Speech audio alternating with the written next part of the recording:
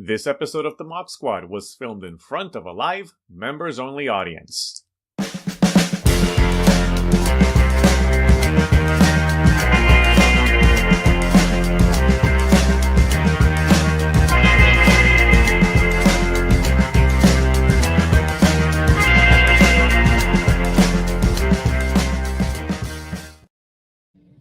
Greetings, imagination connoisseurs, and greetings, Robert Meyer Burnett. Welcome. Well, hello there. I know. I have to say, once again, you've outdone yourself with the topical artwork for this member stream. Are really you not amazing. entertained, Rob? Are you not entertained? I am entertained. You know, I've seen Gladiator 2, and I think I like it a lot more than some critics, but I really had a great time with it. Truly is an epic, entertaining film, and I think a worthy follow-up to Gladiator. Look, it's not the mythical awesomeness that is Gladiator 1, but it's a very respectable follow-up, and I quite enjoyed it. And I have I did a great interview with the two costume designers and John Matheson, the director of photography for Designing Hollywood, that will be dropping on the 22nd. So it's really, I'm very excited about it. I think it's a really good time at the movies. And so I really appreciated that piece of artwork you did. So thank you for that. Sounds good. Well, I appreciate that you appreciate it. You know, it's just fun playing around with those, looking for an image that will work with your likeness. So yes, well done.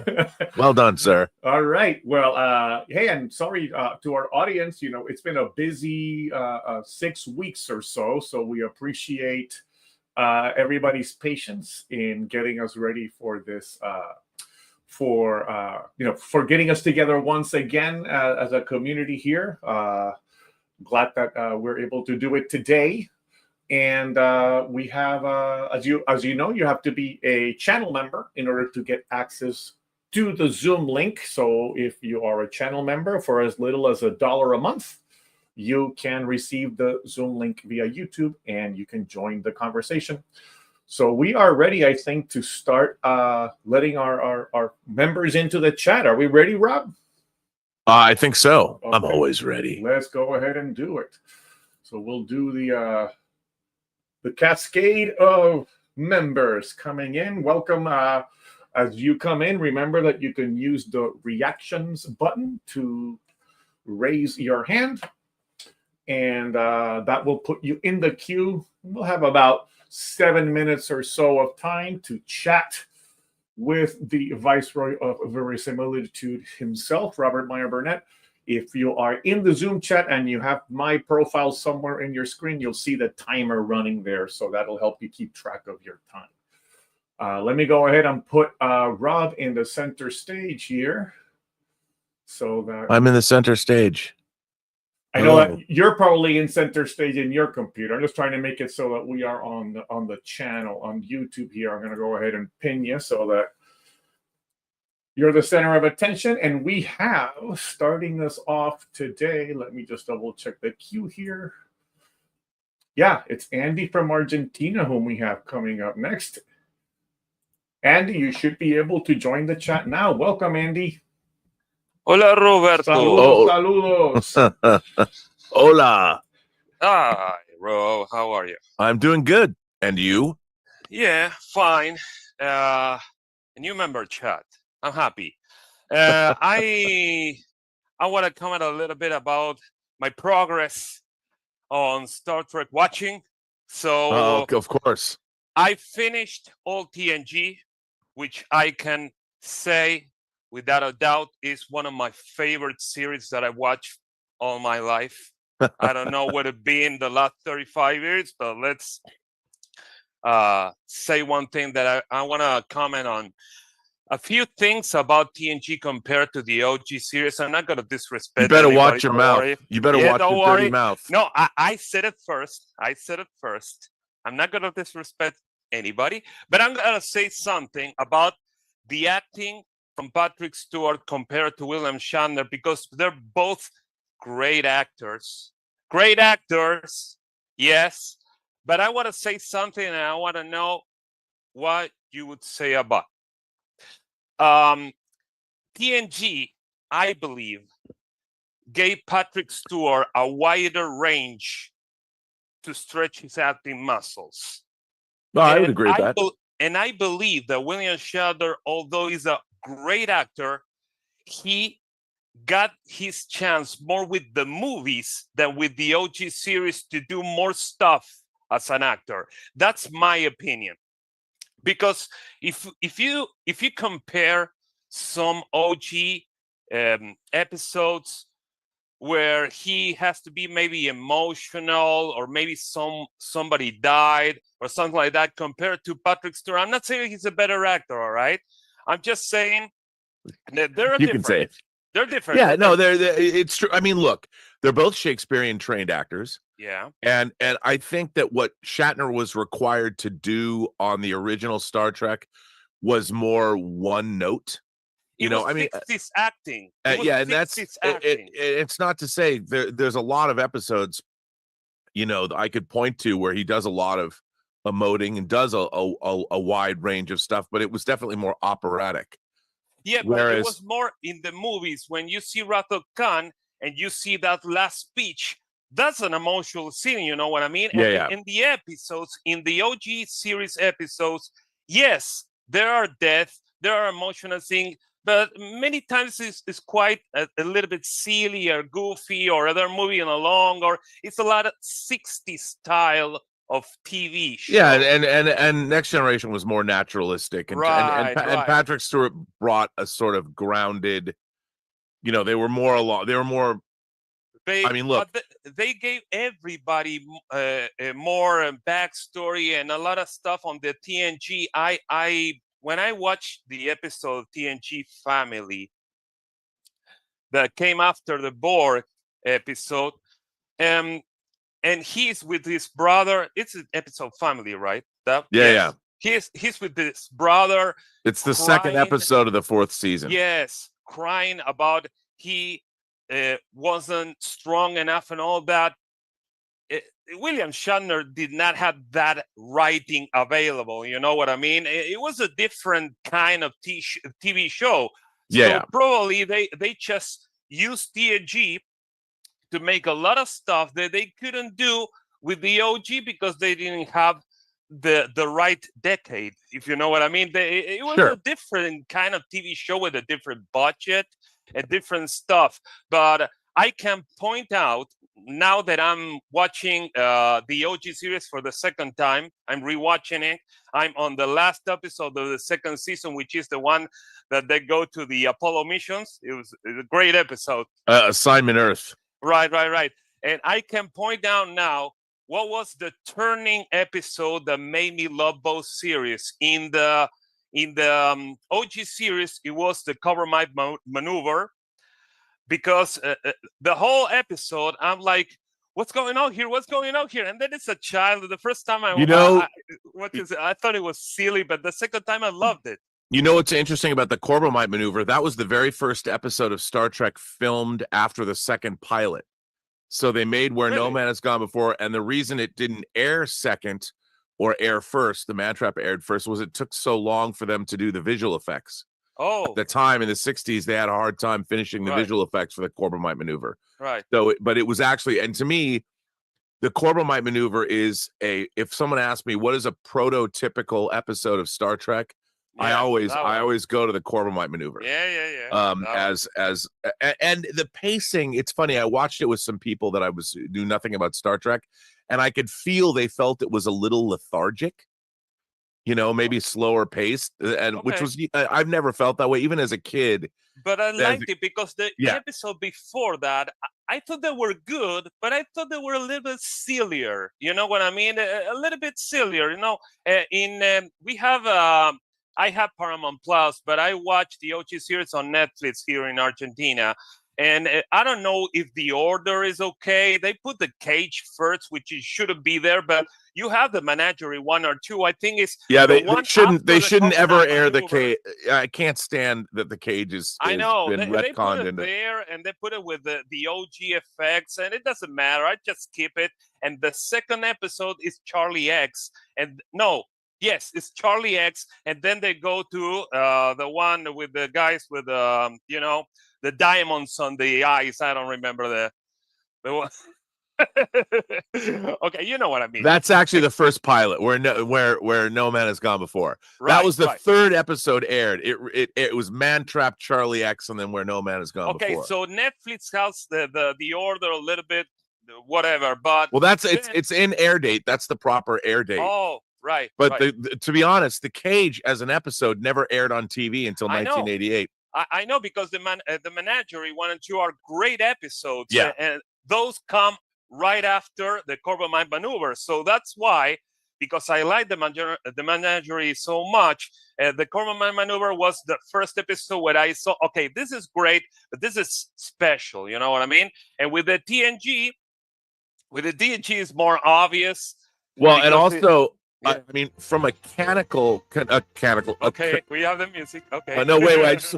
I just to say, as a canonical, this is a controversial thing to say, but as in canon, in Star Trek canon, the Cage is not canonical. I know. Menagerie is canonical, but the Menagerie are images that the Telosians are sending to the Enterprise. Yeah, I know. So they're interpretations of events. Yeah. It's not like they're actual recordings of events.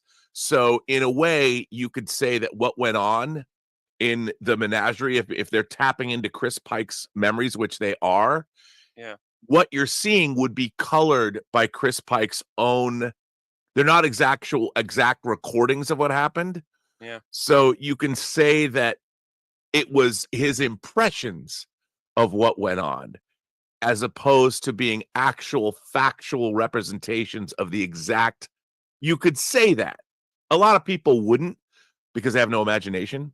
But if you're really watching the show and you realize that they didn't have actual recordings. Can I say one last thing before I go? Because they will cut my audio here. No problem, Andy. Thank you, Roberto. I sent you an email. Rob. Yeah, I got it. Oh, that's what I wanted to know. I did get it. Yeah, I'm putting together. I was going to do I've been so busy working on, and I haven't even done my 999th episode yet. I've just been so. I know. I just wanted to know. That's it. And I'm going to try and do the 1000th show on next Saturday. That's going to be my plan. Right. Because by then I will have caught up where I need to be on Tango Shalom. I'm talking about Tango Shalom. Did I say Tango Shalom?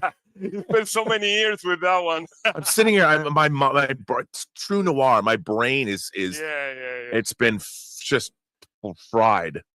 Hope it will get a live action after this. I'm hoping for that. Well, yeah. There's going to be it'll be interesting to see where this little show that could goes. So assuming I can get it done. Well, over budget and over schedule. Yeah, it's good to see you. Good to see you too. Good to see you, Andy. Take care. Ciao, Roberto. Ciao. All right. So let's go ahead and bring in Doug Salier, who's coming up next. Doug, you should be able to join us now. Welcome. Oh, hello. What's up, man? Hey, how you guys doing? I wasn't going to talk about this, but Star Trek was brought up, and I thought, what's that? Yeah, and I thought I had heard that Man Trap was aired first because that was a studio decision. Yeah, because they wanted the Salt Monster. Yeah, aired first. Yes. Although, you know, I mean, in a way, that's a quintessential Star Trek episode as well. You know, it really is. Yeah. But it had that more of that Outer Limits feel with a monster, you know, a monster of the week. And I get it. You know, I understand the shape-shifting creature. And it was a fine choice. I totally can understand that. Yeah. Okay. And my main topic is fun in movies. Like, we don't seem to have fun movies anymore, and when we do, they're classified as dumb. And I like escapism when I go to the movies. I like, you know, popcorn movies, you know, Deadpool and Wolverine. I thought it was just a popcorn movie. I didn't find dumb. I found funny. The King Kong Godzilla movie last came out. That was just a fun movie, right? Right. You didn't have to be all serious and everything like that. Bond has gone super serious where Oh, yeah, don't get me started. and have we lost the fun movie aspect? Like, have we got too serious as a society that we can't have good things anymore? We can't have fun things anymore? Like, look, I think one of the real problems is the inversion of the movie making process. And the inversion is, especially with, like, look, when you think about movies of, say, the 80s, and I look at Back to the Future, smack dab came out in 1985. Back to the Future is a perfect example of a beautifully written movie that's also wildly entertaining. Yeah. You know, it's a story. That movie is fun from the opening pan across a set of clocks, and the camera rests on an automatic dog food container that's opening cans of dog food, and clearly the dog hasn't been around to eat it. You know, Marty McFly comes in, hooks up his guitar to a giant amplifier, and gets blown back against the wall, and you're into fun land. Yeah. I think that we live in a society now. Our society doesn't know how to do that anymore. I don't think. And I mean, we might know how to do it, but now the corporate control, especially at the studio level, the movies that are made are too. They're not going to let filmmakers come in and if they make it Back to the Future, you have to deal with notes from on high that are going to tell you everything you should and shouldn't do, which is being given to you by corporate minders that have never made movies themselves. They're not storytellers. You know, I've talked about this a lot on Robservations. When corporations control IPs, like, look, Star Trek and Star Wars were, if nothing, if not fun. Yeah. They were fun. They could be serious. I mean, the thing about Star Trek is it's an anthology show. It's like a box of chocolates. You could Forrest Gump that shit. You never knew what you were going to get from week to week. Sometimes they would go deeply serious. Sometimes they would be emotional. Sometimes they would be fascinating. Sometimes they would be comedic. You know, and Star Wars was nothing if not fun. And I think they've forgotten, like, look, you go from the original Star Wars that's fun to Empire Strikes Back, which is really dark and emotional, but they still are both they're wildly entertaining. Yeah. And I think that we kind of have lost some of that. And I think part of it is because at the studio level, everything is being second guessed. You don't have anybody who's being able to bring their sense of fun and wonder to something. And in 1977, that's what George Lucas fought against. Yeah, was the studio control. And but totally. But I also think that George Lucas had collaborators. Look, I'm of the opinion, God bless George Lucas for coming up with all this. But if he didn't have the people that he was collaborating with at the time, because Star Wars was a mess. It was an absolute mess. And Star Wars is a great example of what happens when people who are talented across many different disciplines come together to serve the final product. Everybody was able to contribute. You know, you had 3 editors, Richard Shue, Paul Hirsch, and Marshall Lucas, cutting that film. You had ILM developing brand new technologies that took them a while to come up with, but you had all of these talented people that were coming up with this stuff. And you had a producer in Gary Kurtz. So it was a great confluence of events. And the same was true of Empire Strikes Back, which George Lucas pulled his influence back from. He didn't direct it, you know, and he wasn't there for a lot of the time that the movie was being shot. And he disliked it because it almost bankrupted his company. And then you see when he exerts more control, we wind up with Return of the Jedi. But, you know, that's a different conversation. But that I recently had. Yeah, I wanted to stay away from that because we completely disagree. A lot of people do. A lot of people do. All I ask people is that if you disagree with that, watch all 3 in one day. Watch all 3. When you watch them back to back to back, it's amazing how different Return of the Jedi feels. Okay.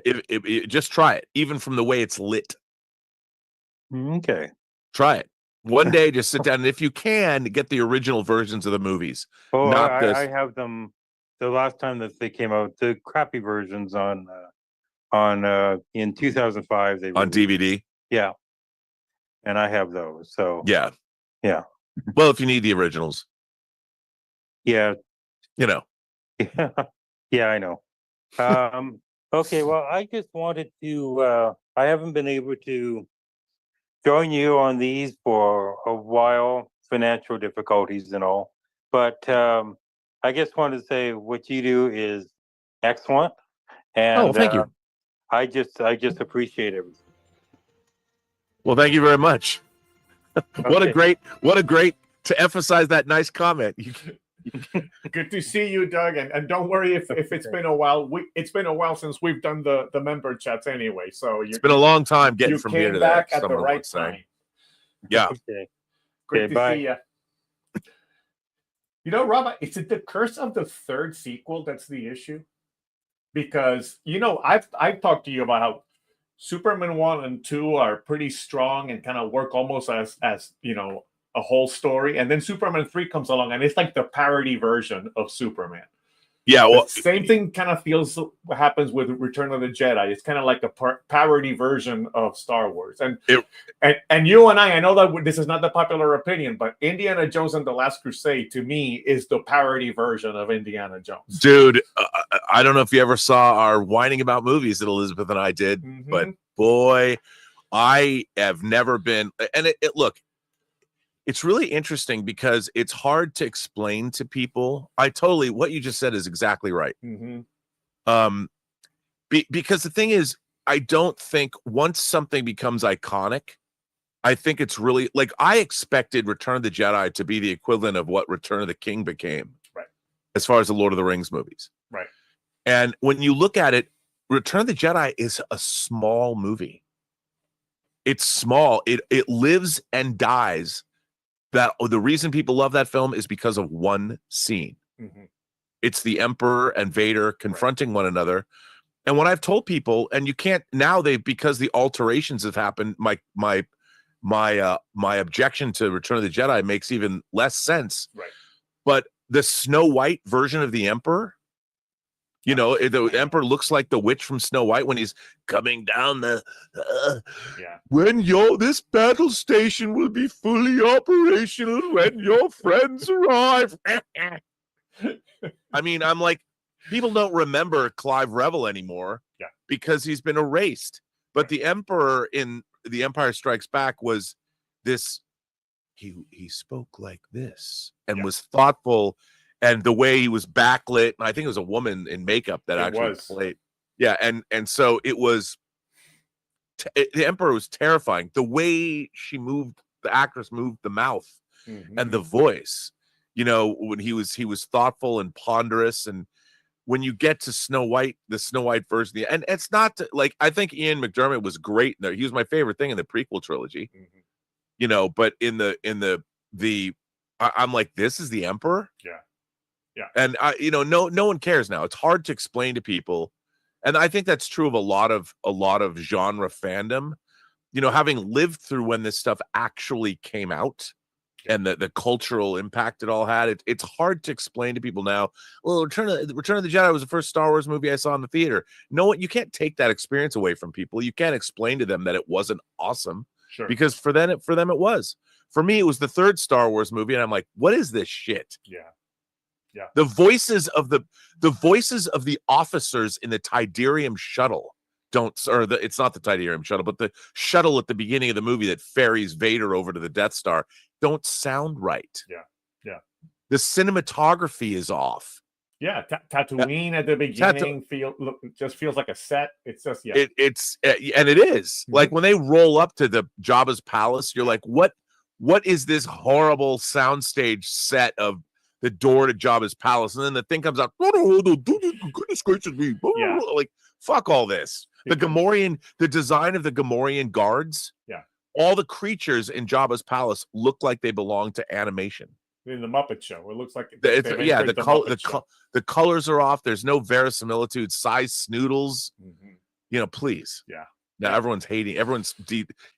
By the way, I've lost a lot of subscribers on the channel since the election. Interesting. I thought talking about Deep Impact and Armageddon being in movies about Democrats and Republicans was pretty funny. Well, let's I just wanted to remind folks that you can send super chats. I forgot to say that earlier. We actually have Lost for Words has been a member for 11 months, so thank you for being a member. And no one's watching after what I just said about Return of the Jedi. No, I think demonetized. They've all checked out. And I didn't help either. Sorry, Rob. But we're right. Yeah. We're right. I have to tell you, when I go back and watch Star Wars and Empire, which I do, I just don't ever watch Return of the Jedi except the end. Yeah. Because there's nothing in the movie. Yeah, the rescue of Han Solo is fine, but that's a side quest. Totally. It has nothing. You've got this epic confrontation is set up at the end of Empire, and they have to spend the first 25 minutes of the movie rescuing Han Solo, which is fine. Yeah. I get it. It's a great scene. It really is. The rescue of Han Solo is a great swashbuckling, fun scene that looks like it was shot for a TV show. Yeah. One step away from $6 Million Man. Yeah, I mean, even the visual effects feels very much like an episode of Mandalorian when you think about it. Yeah, it kind of has that feel. Yeah. All right, enough of our pontificating. Let's go. And by the way, where they completely destroy Boba Fett as a character. Right. They destroy Boba Fett in 5 minutes, right, and completely make him irrelevant. And any effort to bring him back just has you can never come back from that, no matter how hard you try. No, you know what it should have been? Boba Fett should have looked around, and when things were going south, he should have used his jetpack, taken off, take his money and go. And as the sail barge is exploding, you see the Slave One in the distance, taking off and flying away. Fuck this! I don't need this shit. That's right. All right, 1001 Johnny is joining us next. Welcome, Johnny, our Ultraman expert. Are you here with us, or do we have to? Let me see, Johnny, are you there? Maybe you stepped away. We'll give it a second. Looks like Johnny has stepped away. So what we're going to do is move on to Pedro, and we will check with Johnny after Pedro. So Pedro, are you here with us? Are you able to join us now? Yep, you are. So let's go ahead and have Pedro here. Welcome, Pedro. Hi. What's up, man? Hi, how's it going? So you're doing the whole big show, and have you got all our messages to say if we wanted to be on there? Yep, I'm trying to figure out a schedule, and I'll probably get that schedule out. There's a lot of people, so I'm gonna start it at 8:00, 8 a.m. Pacific time. Do you think people will have to be left out, or of the show? I don't know. I'll be going on for 16 hours. People, I'm going to try and have a loosey-goosey schedule and say, can you come in this point, come in at this point, whenever you want. Because I'll give people time to when they can come in. Okay. So, yeah. Cool. It'd be good to talk to you about something. Yeah. I won't be talking to you about Return of the Jedi because this is just pointless. It is. And look, I understand I get it. There's people, you're not going to change anybody's minds who grew up with Return of the Jedi. No, everyone's entitled to their own opinion anyway. So, yeah. I mean, even if their opinions are wrong. Exactly, Rob. So yeah, I know what you tried to do there, but look, anyway. it's a battle that I'm never going to win, even though I'm right. Yeah. Also, another one of your favorite movies of all time is celebrating its 30th anniversary. Which one? There's. Oh, that's right. This month. Yeah, the 30th anniversary of Generations. They're doing that that website that catalogs all of Roddenberry's. I saw it. I can't wait to see what they've done. A special something to tie in with the anniversary. Yeah, it's really cool. It's also the anniversary. People seem to forget. It's also the 30th anniversary of The Page Master, which is it's actually kind of an underappreciated film. Yeah, but there's so many. Forrest Gump. The Crow. There's a lot of big movies that came out 30 years ago. That's right. Generations is this month, November. Yeah. Well, I think so is Page Master. I think it came out around October, November. I remember from memory. Yeah. I saw it in the theater. Yeah, I'm surprised it's such a forgotten film because they made such a big thing about it at the time, you know. Yeah, I don't know if it's streaming anywhere. It's weird. I mean, the movies have to be remastered and they have to be. I don't know. I haven't seen anything. I can't get it on. Yeah. I can't get it on. Yeah. Not even on DVD. I don't think. So. Yeah, I don't think so either. Yeah. I sent you a letter about Ninja Turtles. But Oh, I know. I know you did. Yeah, I might as well just talk to you about it here. I mean, they released a complete series set, which was about a month ago. They released a series set, and the thing is, they're never going to remaster that. They're never going to do it because there's no money in it. You know the thing. No. And the joke was that they couldn't even be bothered to take to remove the extras from the DVD because that would require them to spend money to order new discs. Yeah, they won't. I mean, the thing is, they're not gonna. The people that liked that show when they were kids are not gonna buy it now. No, you know, there's no. Yeah, they already have all that stuff, and there's and I'll bet you that a lot of those shows were actually finished on videotape. Oh yeah. So there's no way to remaster them anyway.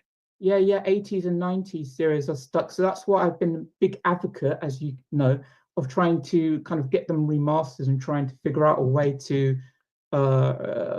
find a kind of a way to do it, but not having to reanimate the entire show, which would be the ideal way, but can't be done, but because it's too expensive. But I actually got into trouble in the past week. I've actually got into trouble with the fan base. What a surprise! So I decided to take some stills from the cartoon and upscale them to 4K to show how it's possible to do it with good AI software. And it looks really good. The results are really, really nice. It's but the grain when they're moving, they would be different. Yeah, well, yeah, so I haven't figured that out yet, but still, in terms of stills, they look very nice, and the grain is still there. There's sharpness to it, to the quality. So, and you know, like the more you spend on AI software, the better the results you're going to get. So it's what you spend on it. But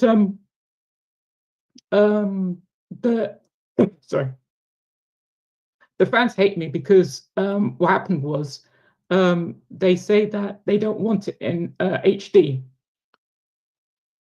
Yeah, they would rather have it on VHS. They're very backwards. They criticize me. They say I'm destroying the environment because I upscaled some stills from the show. My carbon footprint apparently is so massive. In the same thread that I posted, did somebody actually say that? Yeah. Do you know how much a server farm with AI costs and the carbon footprint? In the same thread. Well, you know, in the same thread, someone posted a link to someone who has AI upscaled to 1080p, thousands and thousands of hours of cartoons, and they're criticizing me for upscaling a handful of stills from the cartoon to 4K. Yeah. I think I'm quite. I'm just going to say this. I think that no one does less Ninja Turtles than the fans because they're really backwards. They would prefer everything. They're the type of people, and I've had this in the past, Rob. They're the type of people that would object to anything done new for them if it required some effort. Well, see, the problem that I have with all the Ninja Turtle stuff is the Ninja Turtle stuff are a bastardization of what the Ninja Turtles were originally created as, which was a parody of Frank Miller's Daredevil and Ronin comics. So they were dark and adult and satiristic. And the animated series, they took something that was done for adults and made it for kids. But they made me an imagination console. Yeah, I mean that, which is good. It was you know when I grew up in the 80s, we had all these great cartoons, and they had all these great cartoons that gave me my imagination, and also Next Generation gave me my imagination as well. So I'm in debt to all of the cartoons and Star Trek for doing that. And Sure. I agree with you. I think it's a great interpretation. I know it's not a faithful interpretation. I mean, the biggest change that I point out, again, like fans don't really care about this, but the biggest change I point out about the difference between the cartoon and the comic is the comic science fiction was cyberpunk, whereas the Fred Wolf cartoon was 1950s B movies, science fiction. So that was the difference between them. But anyway, so yeah. Well, it's always good to see you, man. And maybe one day, eventually AI will get to the point where it can make the computations. But if you think about it, if something was done photochemically, AI won't be perfect until it can recreate every single piece of grain that appears on every single frame. And that kind of computational power doesn't exist yet, including adding all the missing detail that's only in standard def 640 by 480. You want it to go up to 1,000. You want it to be 6 times better than that, actually more than that. But it's going to take a lot before AI can upscale anything and make it look truly great. If you want to be a purist. Good to see you, Pedro. Thank you for joining us.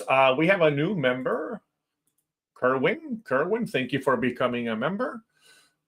Like the Jean-Claude Van Damme hard target avatar there. Appreciate that.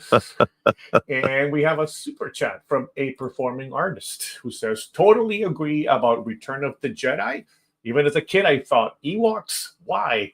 Hope you got my long letter, Rob. FYI, I still left things out. Haha. Wait a minute. I got a 29-page letter. Oh.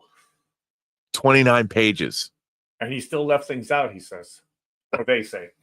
29. That's crazy. It's a good letter, but I'm like, can I read this on the show? Maybe you need to break it up. You need to give yourself, 10 days and read a couple of pages over the 16-hour show, I can keep returning back to that letter. That's right. It's going to be an ongoing runner. So it's definitely something that that's a dissertation. That's not a letter, man. 29 No, pages. it is. I'm like, I think that's a whole semester's worth of. That's a final paper for. I think my master's degree capstone project was. Hey, look at this, Brian Erdy. Brian Erdy's got a dinky. He's got 2 dinky. He's got a freighter eagle, and wow, look at that. I don't know what store he's in. By the way, was it Brian who asked? Brian asked earlier, Rob, if it's too late to join the 1000th episode, or should they? No, so he should. I want to know. Brian Erdy's in one hell of a toy store right now. Look, he's got his thumbs up. Look at that. So Brian, contact Rob via email or Twitter or whatever works for you, and let him know that you want. Hey, look, is that Dengar? Was that Dengar there? I can't. And the bottom, the left of the frame, the Dengar from the Star Wars. Yeah, it looks like it was. Zuckus, Dengar. All right. Let me get back to the queue here, Rob. We got 1001 Johnny. Are you back, Johnny? Are you able to join us at this time? Let's see if he is. That's a very nice store Brian is in. Very, very nicely organized. You in LA? Is that Blasphemy Pass? Yeah. Ooh, there we go. All right, Johnny's able to join us now, Rob. So I'm gonna go ahead. What's up, dude? Hey, sorry, you guys caught me with my pants down the first time. That's what she said. No, I wasn't. I wish. Well, what's going on? Hey, have you watched a new Gundam series on Netflix? I haven't seen it yet. Everyone says it's great. I bet shit is. Problem is, my roommate believes he can keep. He's the one with Netflix at the moment. My brother had Netflix, but since I'm, Netflix's password sharing thing has made it difficult. And my roommate thinks that he can get past the password sharing thing, and it keeps saying you're not under the Wi-Fi. Can he get it for you for like $2? I'm already doing Max, Amazon Prime. Come on, Arcane Season 2, dude. Yeah, I'll tell you, I'll do it the Thailand way. Right. I can't tell you. That's what she said too. I can't. I was in a Discord chat one time with a bunch of these gamer guys, and I said I was from Thailand, and they all go, "Oh, lady boy." Yeah. And they go, "Yeah, stay away from those mangoes that make your dick go limp." And how many mangoes did you eat before you realized your dick went limp? I've never been to Thailand. I've always wanted to go. Yeah, I was just talking with my dad yesterday. We just having a nice catch-up chat. They're collecting blankets for neighbors because it's going to be cold season. Yeah. Now let's see. I had an inclination of what to talk about, and then every time it's my turn to speak, my mind just goes blank because I'm talking to Robert Meyer Burnett. I don't know what that means. I don't know either, but it just is stage fright, I guess. Like shucks. I would never have thought that of you. You always have something to say. That's fear, Rob. That's me forcing myself to say something. Oh.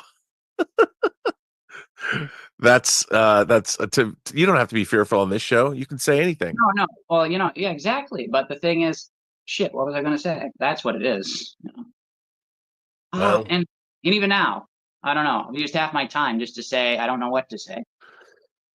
well, that's at least something. You're saying something as opposed to not saying anything. True. So- We're just philosophizing over the merits of saying something rather than nothing. Well, I mean, but you've said a lot. We you're already respected in this community. You can do no wrong. Oh, shucks. Let's So- see. Look at that Evil Knievel lunchbox. I used to have that lunchbox that Brian Hurdy has up there. I used to have that. I had that Is it- lunchbox. Is this in the chat or is he doing that on his video? He's doing it on. It's in the chat. You can see it in the chat. He's gone to some great collectible store. I have a UFO lunchbox that's behind me, but you can't see it because my back is blocking it. But I got this little Megatron diecast thing yesterday from a friend. oh, that's cool. It's He said- diecast. Yeah, diecast, so I can bludgeon someone to death with this. That's great. Yeah, perfect crime. It's Megatron, not Optimus. There you go. Did you see? I blame all my Transformers- murders on the Decepticons. Right. Wasn't me. Did you see Didn't do it. Transformers 1, Rob? Yeah, You did see Transformers 1? I did. I did see Transformers 1 finally. I liked it. Yeah. I thought it was good. Yeah, like I mean, I have absolutely no connection to the Transformers franchise at all because when the Same. toys first came out, they were repackagings of Macross toys and stuff, so I tuned out. But I did see the movie because Leonard Nimoy was in it, or someone else was in it. So I saw the movie, and I did like the first Michael Bay Transformers, and I have a soft spot. Israel's gonna kill me. A soft spot for Dark of the Moon, the third one. because Leonard Nimoy's in it. And also, they land up there, they go to the moon, they go to the Apollo. But I thought that Bumblebee was a legitimately good movie. Yeah. I really like Bumblebee, and Transformers 1 was really cool too. And I liked how Bumblebee opened on Cybertron and showed you the war, and I thought that was cool. Yeah. I've been like me and my brothers have been stuck in like Transformers brain rot because of Transformers 1. I don't know what it is. Like we grew up watching like the one cartoon from the 2010s, Transformers Prime, where they finally brought back Peter Cullen and Frank Welker to voice Prime and Megatron. Right. Yeah. And it's really good. Like looking back, that was good television. That was good all around. And then we like didn't watch any of the movies. We saw the first one in Thailand online through duplicitous means. But and it wasn't that we didn't like it. It was cool. I guess we just didn't pursue it. But Transformers 1, I don't know, it hit something that we're all just like, we can't stop talking about it. We don't even think it's like the greatest movie ever. It's hitting something that our brains have been craving for, I guess. Well, I think it worked though as a film. I mean, I think it told a great story. I thought it was really entertaining, and it was just fun. Yeah. It was fun to watch. I enjoyed it. Then I'm going on this deep dive on all the Transformers lore, watching all these YouTube videos where a guy is going through everything. He gives you the Japanese toy history, all this, and then some of the animation stuff. It was really cool learning the reason why they made Alita 1, the character of Alita 1, who's in Transformers 1. She first appeared in the second season of the original cartoon. And the whole reason why she was made is because they were writing the script for the movie. And the writer of the script, he had a daughter who was a fan of Transformers. So he was trying to get a female Transformer into the cast. And they're like, no, this is a boys' brand. It's like, my daughter loves this stuff. Yeah. So they had to, like, okay, fine, you can put in a female Transformer. And that's how they made RC, who's in the movie, the first movie. But because of that, they then added more female Autobots into the show. before the movie came out, but it's because of the movie that there's a female cast of characters at all. Right. Yeah. It's just Yeah, I kinda don't nice. know, man. I mean, I always go back to like in Mazinger Z, they had female robots.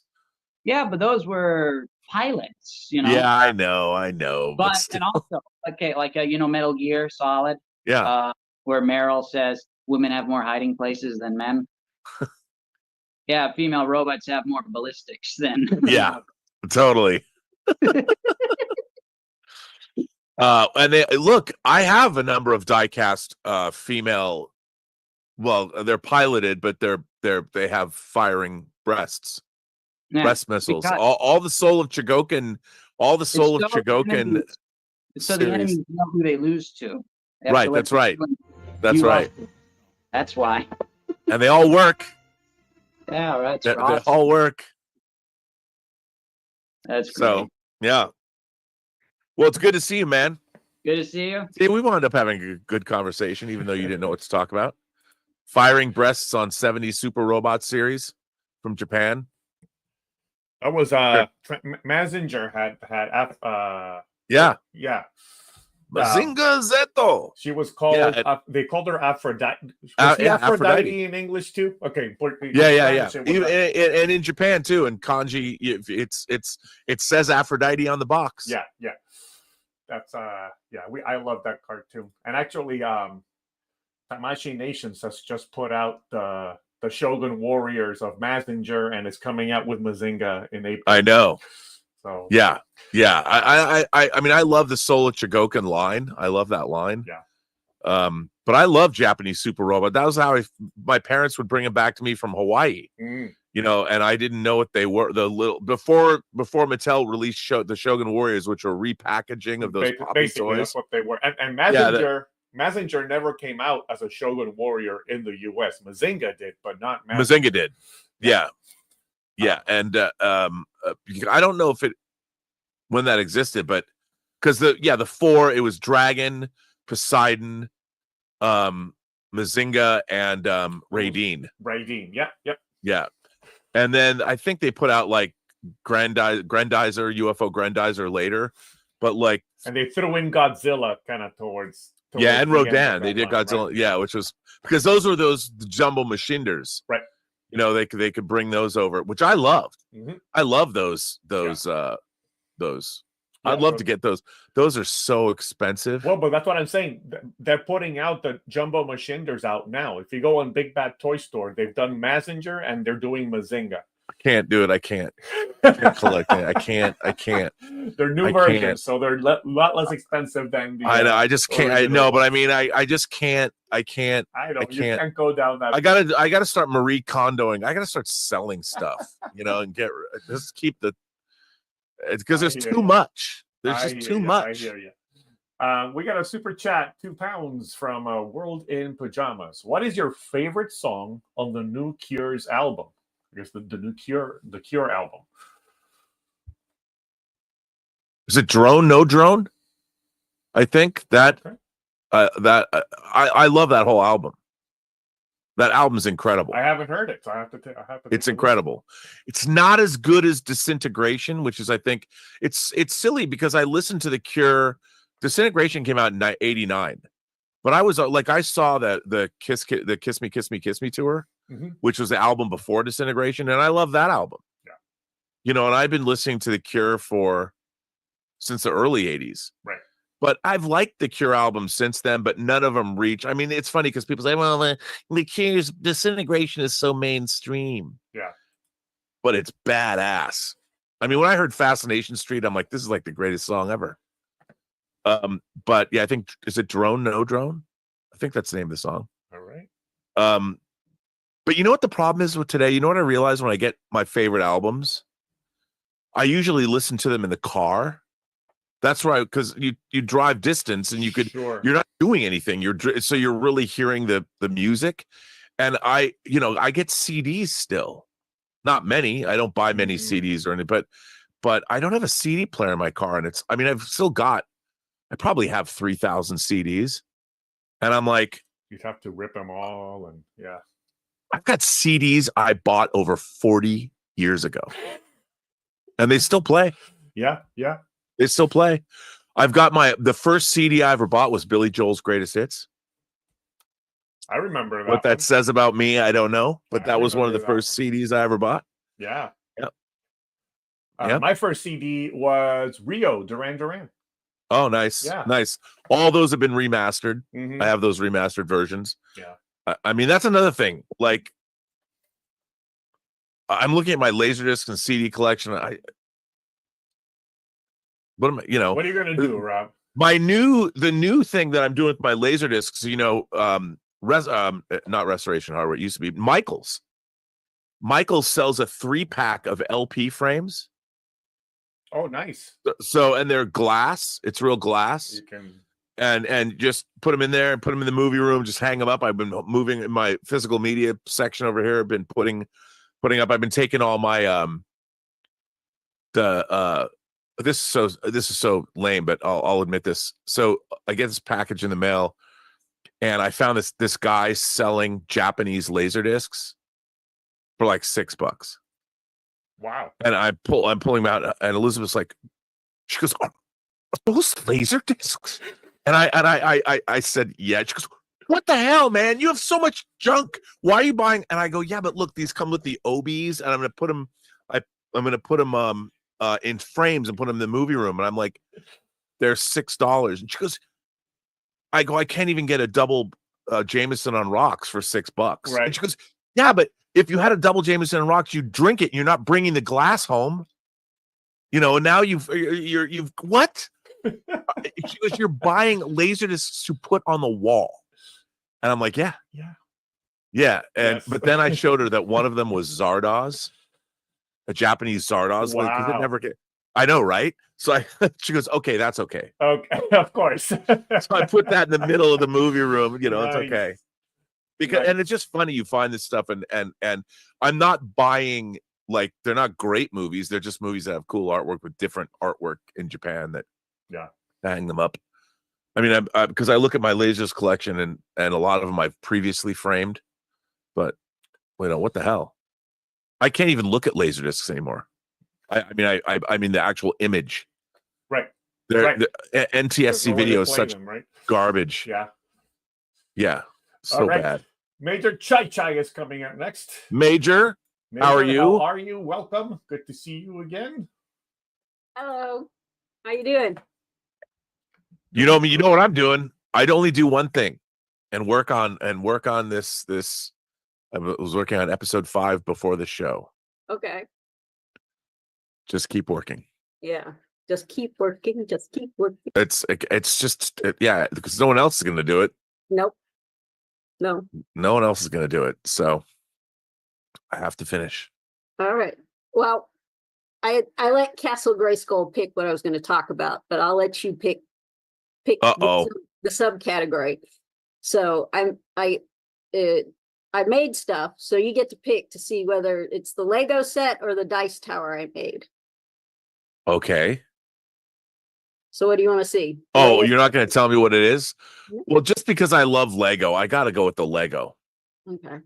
Well, it kind of fits in with the topic of Japan. So you can see this. Wow. Is that Tomorrowland? What No. It looks what is that? It looks like that's the rocket from Disneyland. No, it's the Tokyo skyline. Wow. Is that an official Lego set? Yeah. Is that Mount Fuji in the background? Yes. That is so cool. So you got Tokyo Tower, That's Mount Fuji. This is supposed to be Shibuya Crossing, like the most traffic crossing of the world. Right, sure. This is like the Tree of Light or something like that. The Tree of Light Tower. And I can't remember the name of this building. Do they make like multiple cities of the world like that? Yes. Yeah, they have. I think they got Paris. So you can get like the little Eiffel Tower. Now you need Lego. You need Gojira and like King Ghidorah or Megalon or. I have the little soda topper from Godzilla. Okay. King Kong. That's not canonical. You got to get a Japanese Godzilla. Well, I'm going to Japan next year. Oh, I got a list for you then. Okay. There's a big list. Fingers crossed I can get to the Godzilla Museum in Osaka. Yeah. And I'll be able to get them. Oh, because are you going to Star Wars Celebration? No. This is a teacher at my son's school organizes these educational tours. Right. And so he's organizing this at the high school, and so me and kids are going to Japan next summer. Wow. Oh, I got a list. Okay, well, I have something you have to find. It's really hard to find. Okay. But I'm sure they have one in one of the stores in Tokyo. Yeah. So hopefully we'll get to go do an excursion to Studio Ghibli, and I am going to get a ride on the bullet train. Yeah. And hopefully when we're in Osaka, I'll get to go to the Godzilla Museum. Nice. So, and then this, I want to jump on that. I don't know if you can see that. This is a dice tower I made. Yeah, that's really cool too. What is that? Is that Lego? No. This is made out of a chopstick, dollar store foam core board, and wow, toothpicks and cardboard. The only and how long did that take you to make? I don't know, a couple of weekends. Wow. And then the skulls are about the only thing that was purposely bought. These came from a Warhammer model kit. Sure. But well, that's really cool. I did this over, I don't know, period of time. I just kept building on it, messing with it. So I'm still not happy with it. It's pretty neat though. Yeah, it sets a scene, but it doesn't tell a story. So I've been trying to figure out, like, put a spider. Put the Highlander and the Kurgan on the spiral staircase. I mean, it's not exactly canonical, but you can have them fighting. I guess, but because there can only be one. I guess I could probably put them there. The concern is you drop the dice and you might knock them off, but I'd have to figure something else. I could probably put them on the side here. Yeah, that's still really cool. So, yeah. How much time does that represent in terms of hours to make? The basic spiral only took a couple of hours. So the painting, usually waiting for things to dry. Yeah. Because when you paint the one side, the foam core board, it'll curl up, so you got to paint both sides. Yep. So yeah, that's cool. So yeah, this is mostly recycled materials or upcycled materials when I made this. So wow, that's really neat. Thank you. Impressive, most impressive. That was good. So see. So the next topic that category school when we talk about is I finished, because we haven't had a member call. I finished 3 books since the last one. And Fellowship of the Ring, Bullet Train, and Masters of Death. Was Masters of Death about the 3 characters in Shogun Assassin, Lone Wolf and Cub? No. Because they should have been. Masters of Death is kind of like a cross between American Gods and Good Omens. Oh, that sounds good to me. So, but I think it kind of suffers from the Buffy effect, where the characters are a little too. Yeah, everything suffers from the Buffy effect. So, but other than that, it was a decent read. It passed the time while I was flying. So that's good. That's good. I like that you're reading. It's important. Reading is important. Fundamental. Ever since I've read since I read that article in the Atlantic about how college kids at Ivy League schools can't read books. And that video you posted about on X about that professor, about him being how depressing was that video? Why didn't he hold the students accountable? like he should have failed him. I know he didn't want to be that professor, but he needed to hold him accountable for not. Well, that's the thing. If I ever was in a teaching position, I would just flat out say that at the beginning of the class. Like, this is non-negotiable. It is if you don't do the reading and not, I don't understand when this happened. Like, when I was in school, there was no, you didn't have an option. If you didn't do the assignment, you would fail. Yeah. Like, how is this? It's so bizarre what we've done. Like, these kids, you listen about how much anxiety they've had, and I'm like, they have anxiety because they've never been held accountable. People are just, it's so bizarre to me to listen to all of this. Like, when did school become optional? It was like, it's so weird. It's so weird to me. And, I remember school was kind of boring. Like, I would always ace tests, but I wouldn't do the daily work. So I'd get like a B, I wouldn't. And I remember a teacher explained it to me thusly, said, look, you might be able to know how to do all the daily work. And I know you can do the daily work, but part of the lesson of this class is to teach you that it means something to get daily work done. Whether you're learning from it or not, the actual fulfilling your tasks and getting them in on time is also part of your education. So whether you know the material or not, whether you can ace your tests or not, the daily work still matters on multiple different levels. And I'm like, yeah, I can see that. I mean, I don't understand why it is so bizarre to me that we have allowed our kids have no discipline, no respect, and no knowledge. No general knowledge of the world. And that professor's video, man, I was like, fuck. That really depressed me. I was bummed out by it. Yeah, I was too. I was bummed out. Although people seem to like my video where I explained, if I hear one more person, I had to.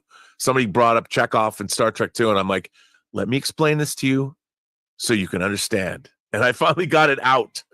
Yeah. I mean, just because Chekhov wasn't on the bridge doesn't mean he wasn't on the Enterprise. Yeah.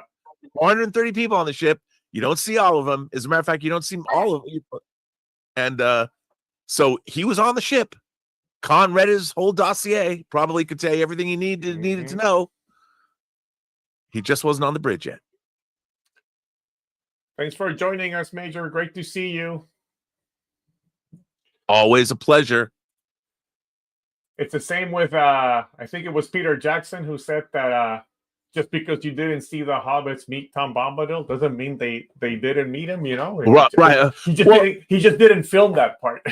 Well, and that's true. Yeah. I mean, it's so for those of you who are watching, everyone has always said, well, in Star Trek 2, when Khan says, I never forget a face, Mr. Chekhov, I never thought to see your face again.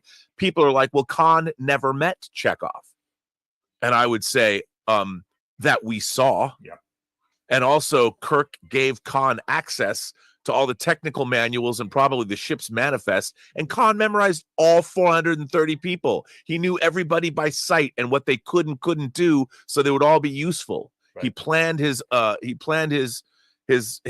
overtaking of the Enterprise meticulously, and he knew what everybody, and even him.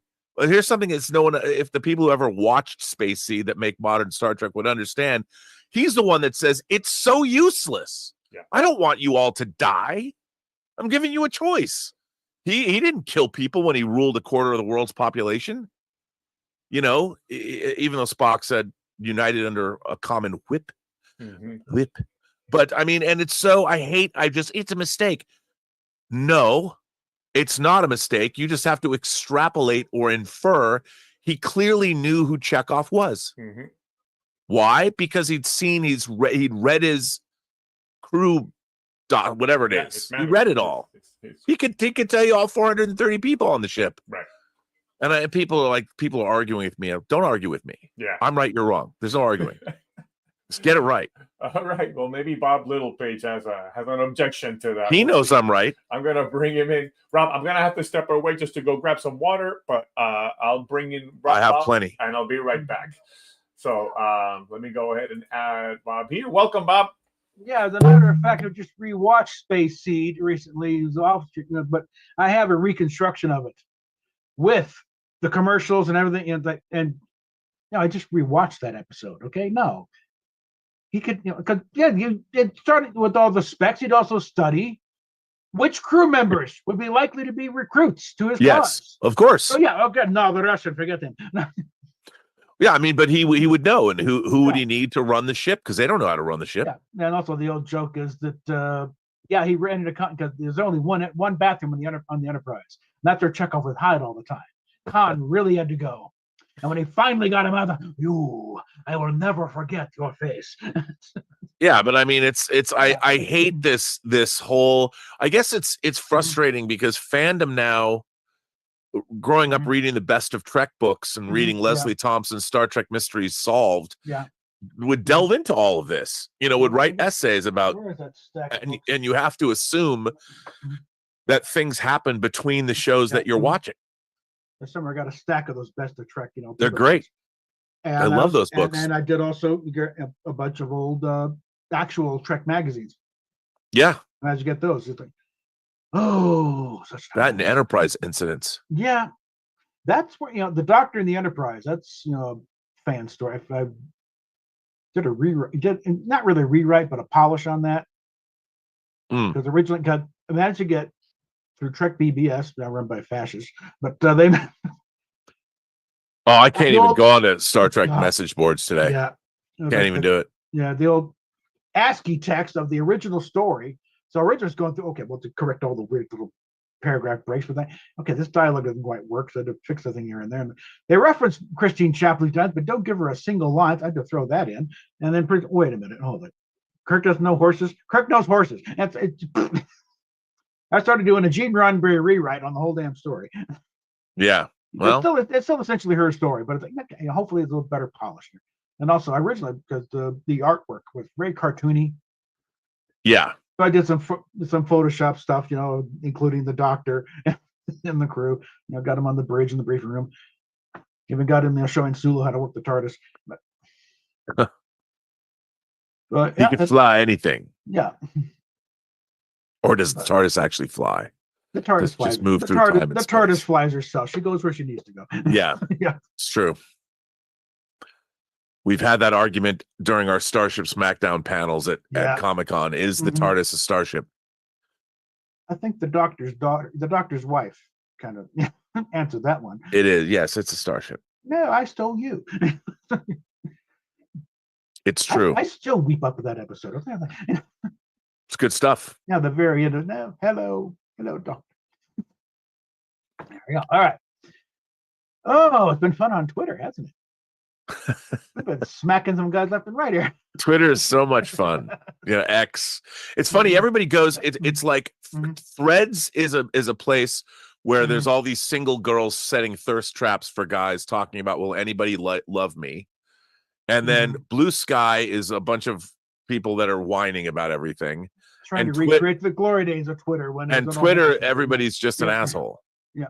And it's just yeah. But now it's an equal opportunity asshole forum. Yeah, no, it's.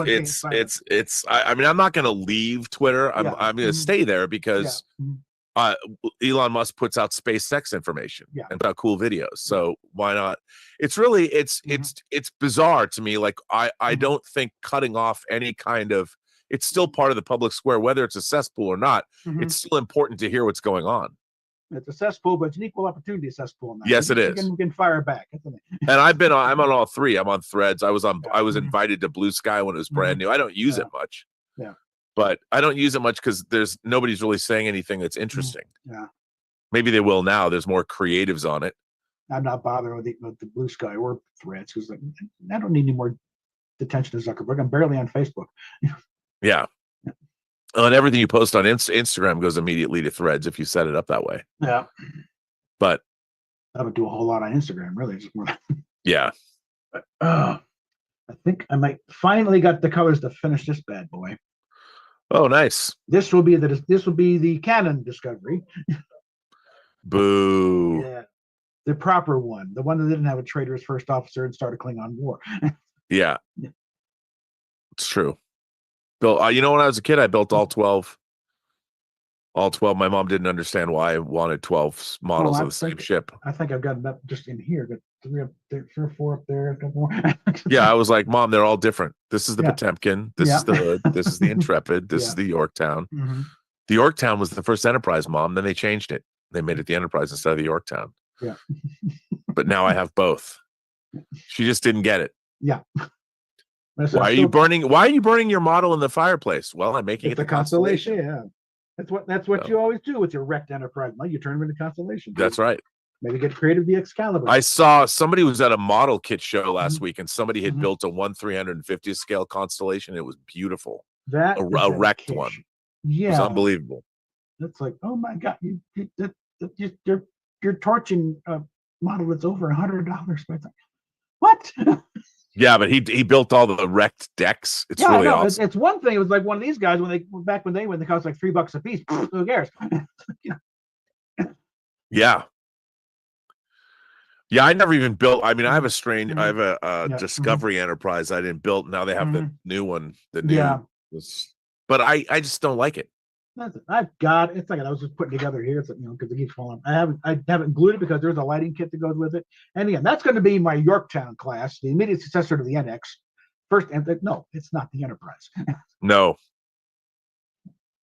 I'm making my own headcanon in that respect. Okay, yeah, and they said these guys not Constitution class. It's one just before. The Tomy refit. Mhm. That's going to be the end of my collecting Enterprise. That's it. That I don't need it. No, I'm gonna finish this 1/350 back here. That's as far as I'm going on that front. Okay. Yeah. So, good. It's big and it's heavy. No, it's gonna be a coffee table. Just put it. No, I also rewatched. I'd like to thank the Academy for this most prestigious award. I can thank my agent and It's a good choice of a figure to be an award, though. Yeah. This is my G.I. Joe from the 70s. Okay. Nice. The knees are floppy as all hell. I'd replace the hands and I shaved the beard. Like I've got patches, and the uniform came from a Captain Pike figure. Yeah, I know. I don't know where his camis are, Yeah. But it's mine, damn it. Well, it's good to see you, man. Good to see you, All Bob. right, and when show 1000 rolls around, we're gonna cause some hell. Yeah, that'll be next week.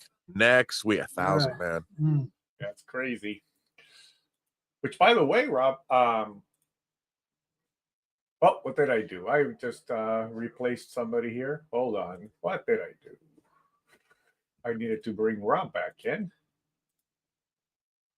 Hello. There you are. Hello. I'm going to be in LA next weekend. You are? Yeah. What are you doing here? Are you seeing your daughter? Visiting Elisa. Yeah, I'm going to get there, I think, on Thursday through Monday. Oh, I don't want to cut into your time, but if you're here on Saturday, Maybe I can stop by on Saturday and do a quick dude, that would be visit hilarious. on the 1000th show. Maybe I can Come put on that into in. the schedule. Come on down. Come All into right. the Rob Observatory. I'll keep you posted.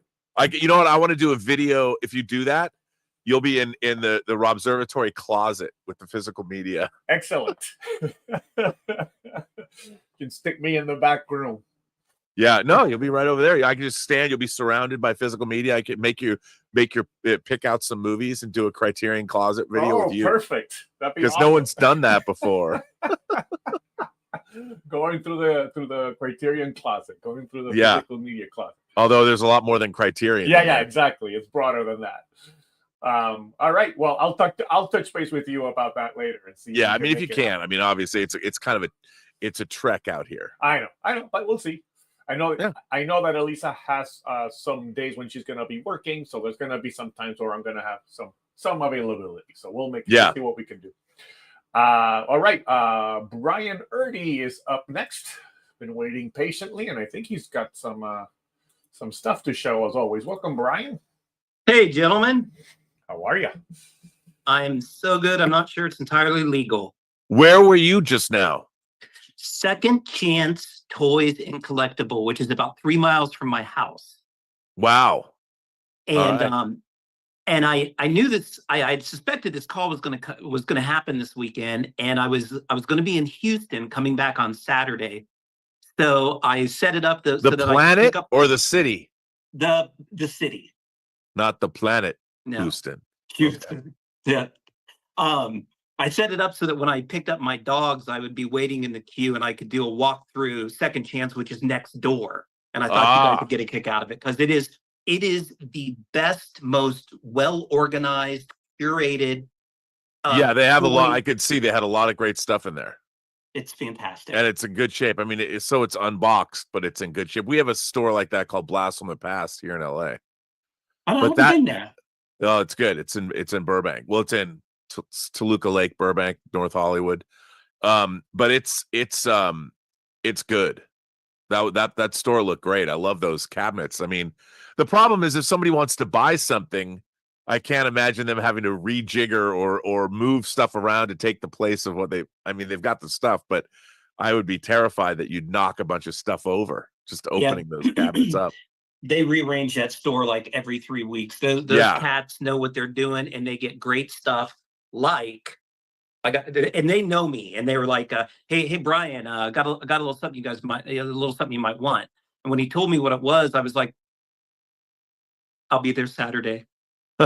What did you buy? You saw it. Oh, yeah, okay. You got the Evel Knievel lunchbox. And that looks like it's in good shape. I can't really tell. It's decent. It's certainly not anything close to mint, but well, it'd be hard to get any. I can't imagine. I mean, those things didn't come packaged. Even on the shelves, they were like that. It's in decent shape. But it's metal. It's metal? Yeah. And you've got the thermos. Yeah. So yeah, I was pretty excited when he called and told me that he had that. Now, you were talking about laser discs earlier and purchasing laser discs, 40 years after they're relevant. I ended up getting an opportunity. Somebody reached out and said, are you interested in this? Because there's a laser disc back. I think it came out in 93, 94. And at the time, I loved laser disc. I bought as many as I could, but this one was a little out of my price range. And it was one of those that I was like, well, someday. And I never got around to getting it until this guy on Facebook said, hey, for $50, $20 postage, I'll send you this. $50 for a Laserdisc now? Oh, I have that. Yeah. I still have that. Wait, is that is that the first time it was released? So that's not the special edition. That's the actual. This is the non-special edition. Yeah, that was the first. Yeah, that was. Now, what's interesting about that, the first issue of that, the second side of Empire is missing the first 4 seconds. Really? Yeah. Yeah. I did not really. That's the first issue of that. Yeah. The first 4 seconds. The first 4 seconds. Yeah. Huh. But that's a great. I mean, when that set came out, that set was like.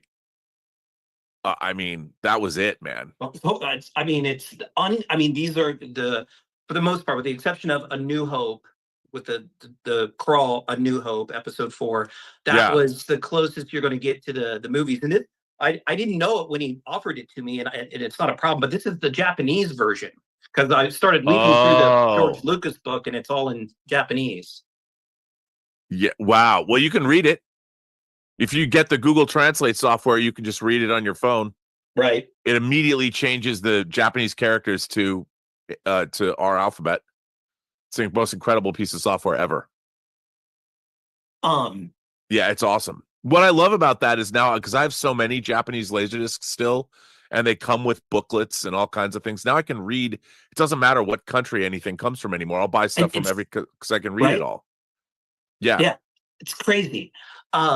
And what a cool time that we live in with as obnoxious as certain technologies are, you have something like that, which allows me to enjoy something that, otherwise I would just look at the pictures and deal with that. But it's cool. Yeah. I can see it here. I have a Japanese Laserdisc box set of the V miniseries, both V and V: The Final Battle. Nice. And the reason I kept it is because the disc sleeves have this really cool artwork, like promo artwork, that I've never seen anywhere else.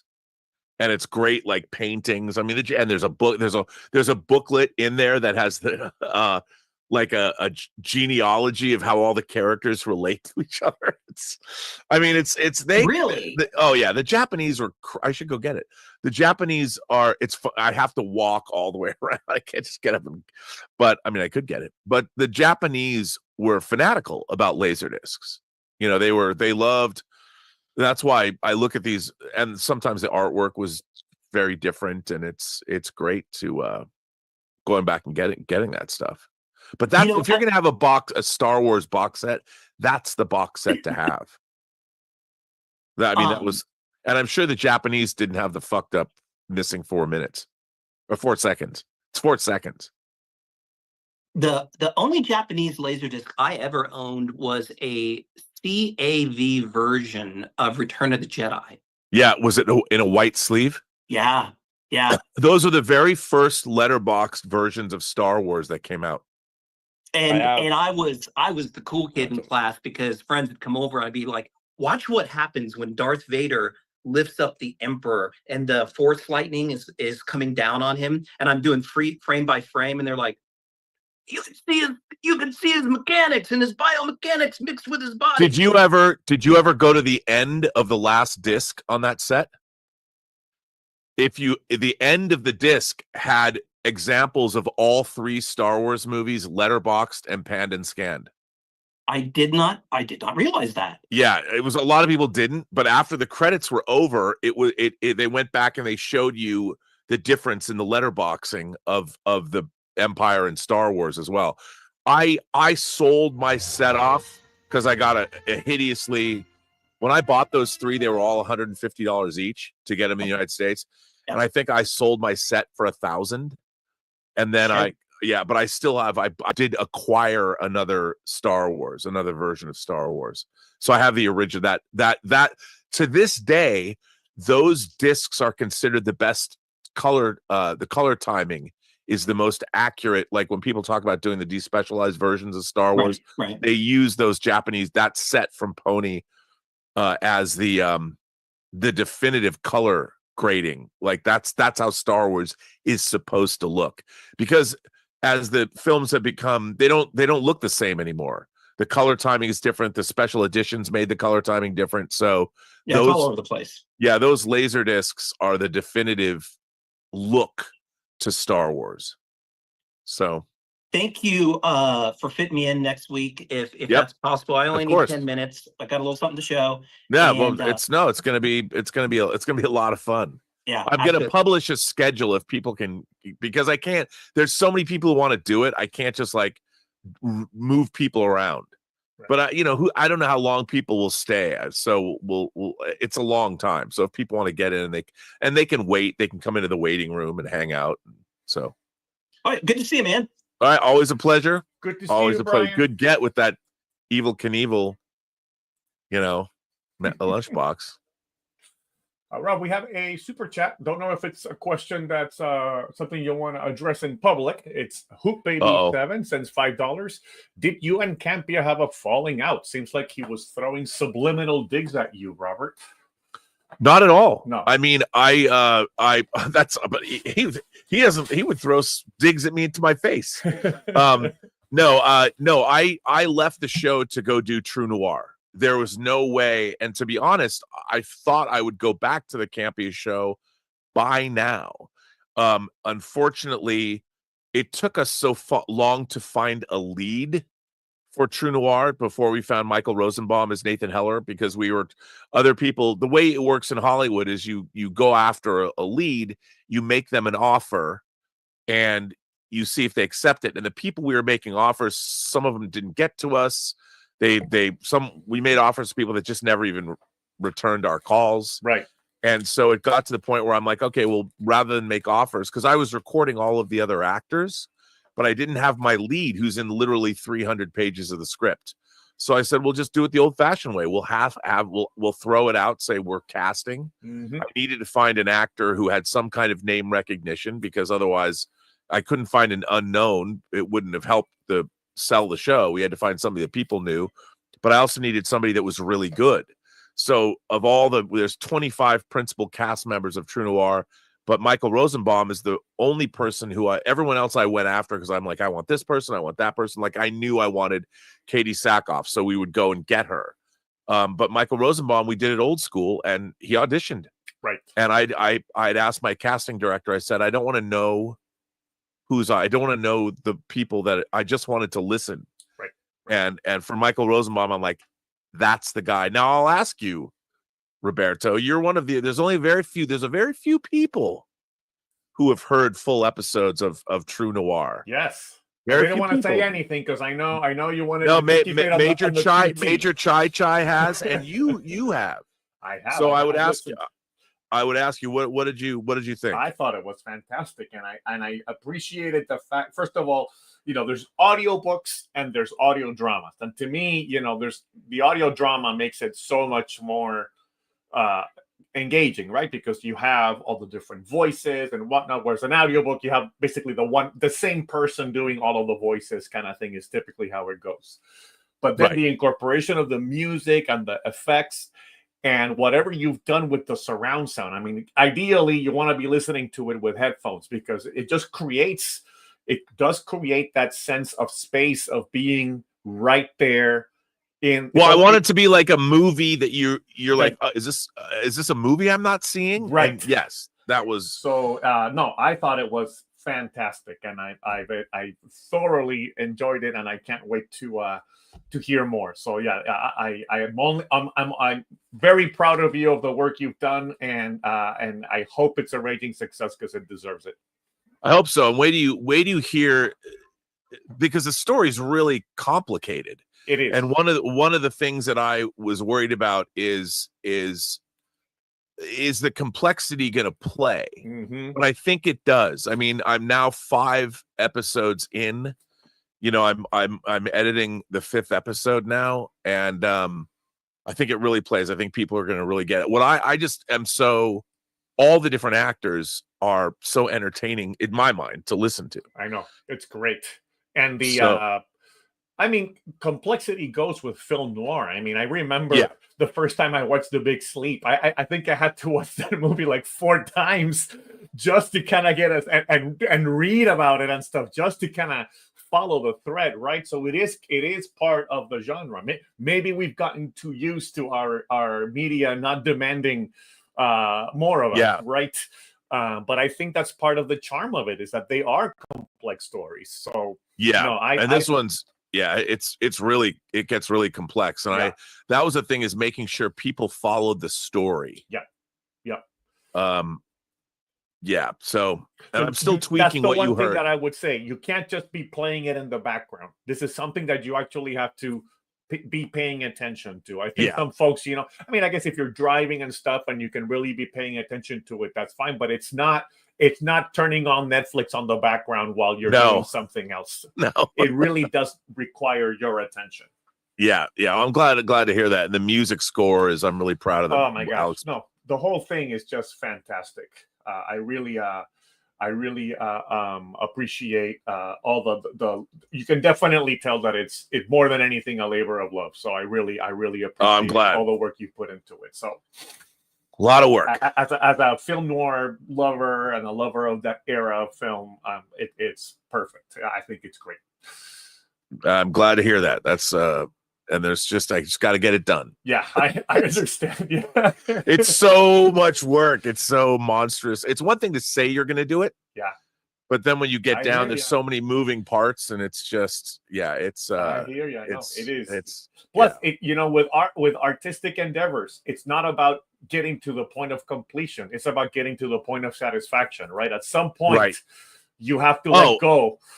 And even the first 2 episodes, the ones that that you heard, there's still further tweaks to those too, and it's just a question of every time I go in, it's not free. Yeah.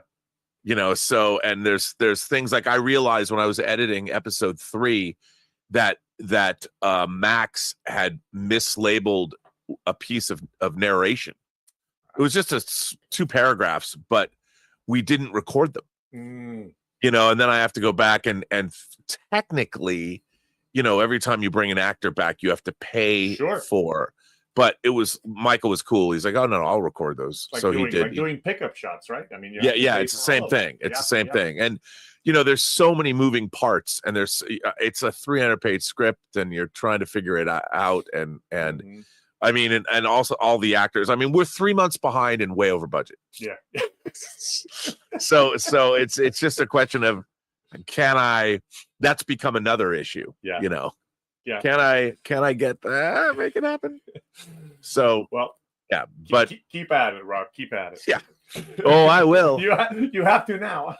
It's funny because I can't sit down at my computer. Like, if I look at my computer, like I'll tell you something. I could like, here, I'll just do this for fun for everybody.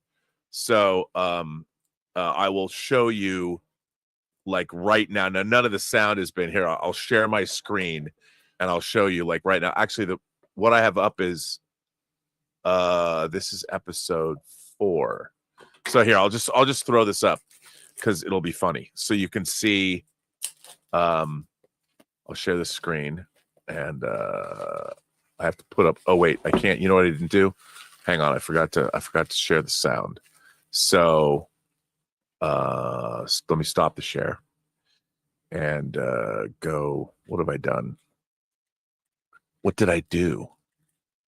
Did I click my, can you guys, no, you can still hear me, right? Yeah, we can hear you and we can see your screen. Yep. Okay, you can see my screen, but I forgot to share sound too. Share audio. So now I'm going to share the audio. So, do you see my screen? We do. Okay. So I will just play you. I've got to let the sound start. I'll go back to what I was doing so you can hear where I'm actually at. I don't even know where I'm at right now. Let's see if it'll play. And on vacation. Oh yeah. Yeah. Here you go. Here's a little. Here's. This is episode 4. That's the future, Ella. Only there ain't gonna be no future if the guy I loaned my chair for safekeeping goes around shooting a man a fucking Chicago. Yet not gonna shoot Cermak himself, for Christ's sake. Ah, he's crazy, but not insane. Don't be stupid. So how's it gonna happen? I don't know exactly. That's where you come in. Me. I got certain lines of communication Frank don't know about. I picked up on what he's put in play, but not all. I know where, sort of when. I even know who the trigger man is. That's a hell of a start. To start, the Cermak going to Florida. He's after patronage, isn't he? Yeah, old 10% Tony fucked up royal, didn't he? When he didn't deliver votes for FDR. So he's going to go down there while the president-to-be holds court and begs for scraps. Cermak's heading down there any day now. Right. He'll be in Miami a week or so. Doing a hit out of town. That's Frank's idea of not stirring up heat. Jesus. Anyway, that's all I got. You said you know the trigger man. I know who they plan to use today, but that could change. Still, it's part of why I sent for you. How so? Well, first, you're a cop. You can tail a guy without getting mad. And even if you are, so what? You're no hood, just an honest citizen on vacation. You'll be down there as a licensed private cop with a gun permit. My Miami connections will see to that. So there you go. That's all I'm going to play. That is completely unmixed. So, hey. So I'm going to stop sharing. But that's just what's up there. I can never stop. I just have to keep going all the time. I can't hear you. Sorry, I forgot to unmute my mic. Oh, I wanted to make sure I wasn't interrupting that. Stubble McShave is here, waiting patiently. So let's go ahead and bring him in. Welcome, Stubble. what up, dude? Hi. How are you doing? Oh, I'm good. Other than the fact that I've got my work cut out for me. Yeah.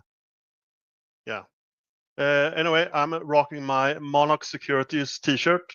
Nice. There you go. That's cool. Where'd you get that? Oh, T-Public, I think. Oh, nice. Yeah. So MOC Securities, that's, One Eye Securities. So that's Odin's security company. Right. Yep. In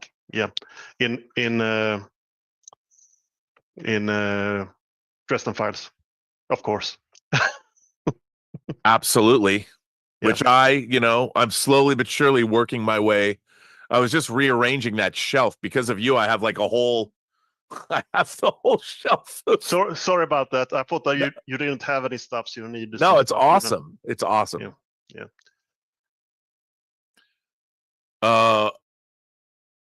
Wow, is that what you're reading now? I've already read that one, but I bought all the 4. I got one I haven't gotten yet, but there's this one. Yeah. Those are all. I haven't read any of that stuff. It's all supposed to be great. Is it great? Yeah, everything is. It's very much approachable. He brings it down, so he doesn't make it too complicated. And makes it interesting, but you don't lose anything of the myths and so on. So I recommend it if you have the time and don't do anything like an audio drama or something. Then you can check those out. But yeah, so I'm waiting for one. Heroes, the second one, it got delayed. So yeah. Anyway, Tony Todd. That's what sad. I mean, he wasn't that old, right? No, he was what, 69? Yeah. And I revisited The Visitor, and it's such a good episode. It's so good. It's such a great episode of Star Trek. Yeah. And he's great in it. Yeah, he does. His interaction with Avery is great. It's great. Yeah. Yeah, he was a great actor. I mean, I really, I got to know him a little bit when we were doing the Prelude to Axanar series, and then he came back. He voices a dragon in Dota: Dragon's Blood, and he was just a great guy. Yeah. And he loved fans, and he loved the fact that he interacted with people. He was so nice to the public, and he was really charming. And it's too bad. Yeah. But he had a good life. I mean, he was able to deliver a lot of great, long-lasting entertainment. And I think he was pretty happy with his career. He got to create the iconic Candyman. He was Worf's brother, and he was in all these crazy movies. Everything from he was in The Rock. Yeah. So he had a great career. Yeah. But anyway. I have a potpourri of things to talk about. I don't know how much I have time to get through. Roberto is there with his timer and his music, and It's okay. We're a little lax here. You know that. No, but I saw an interview with Billy Gibbons, from CC Top, the singer, the guitarist, and I was surprised. Do you know what one of his favorite bands are? No idea. Depeche Mode. Well, I could see that. Yeah, but I mean, CC Top and Depeche Mode, that's not really the same thing.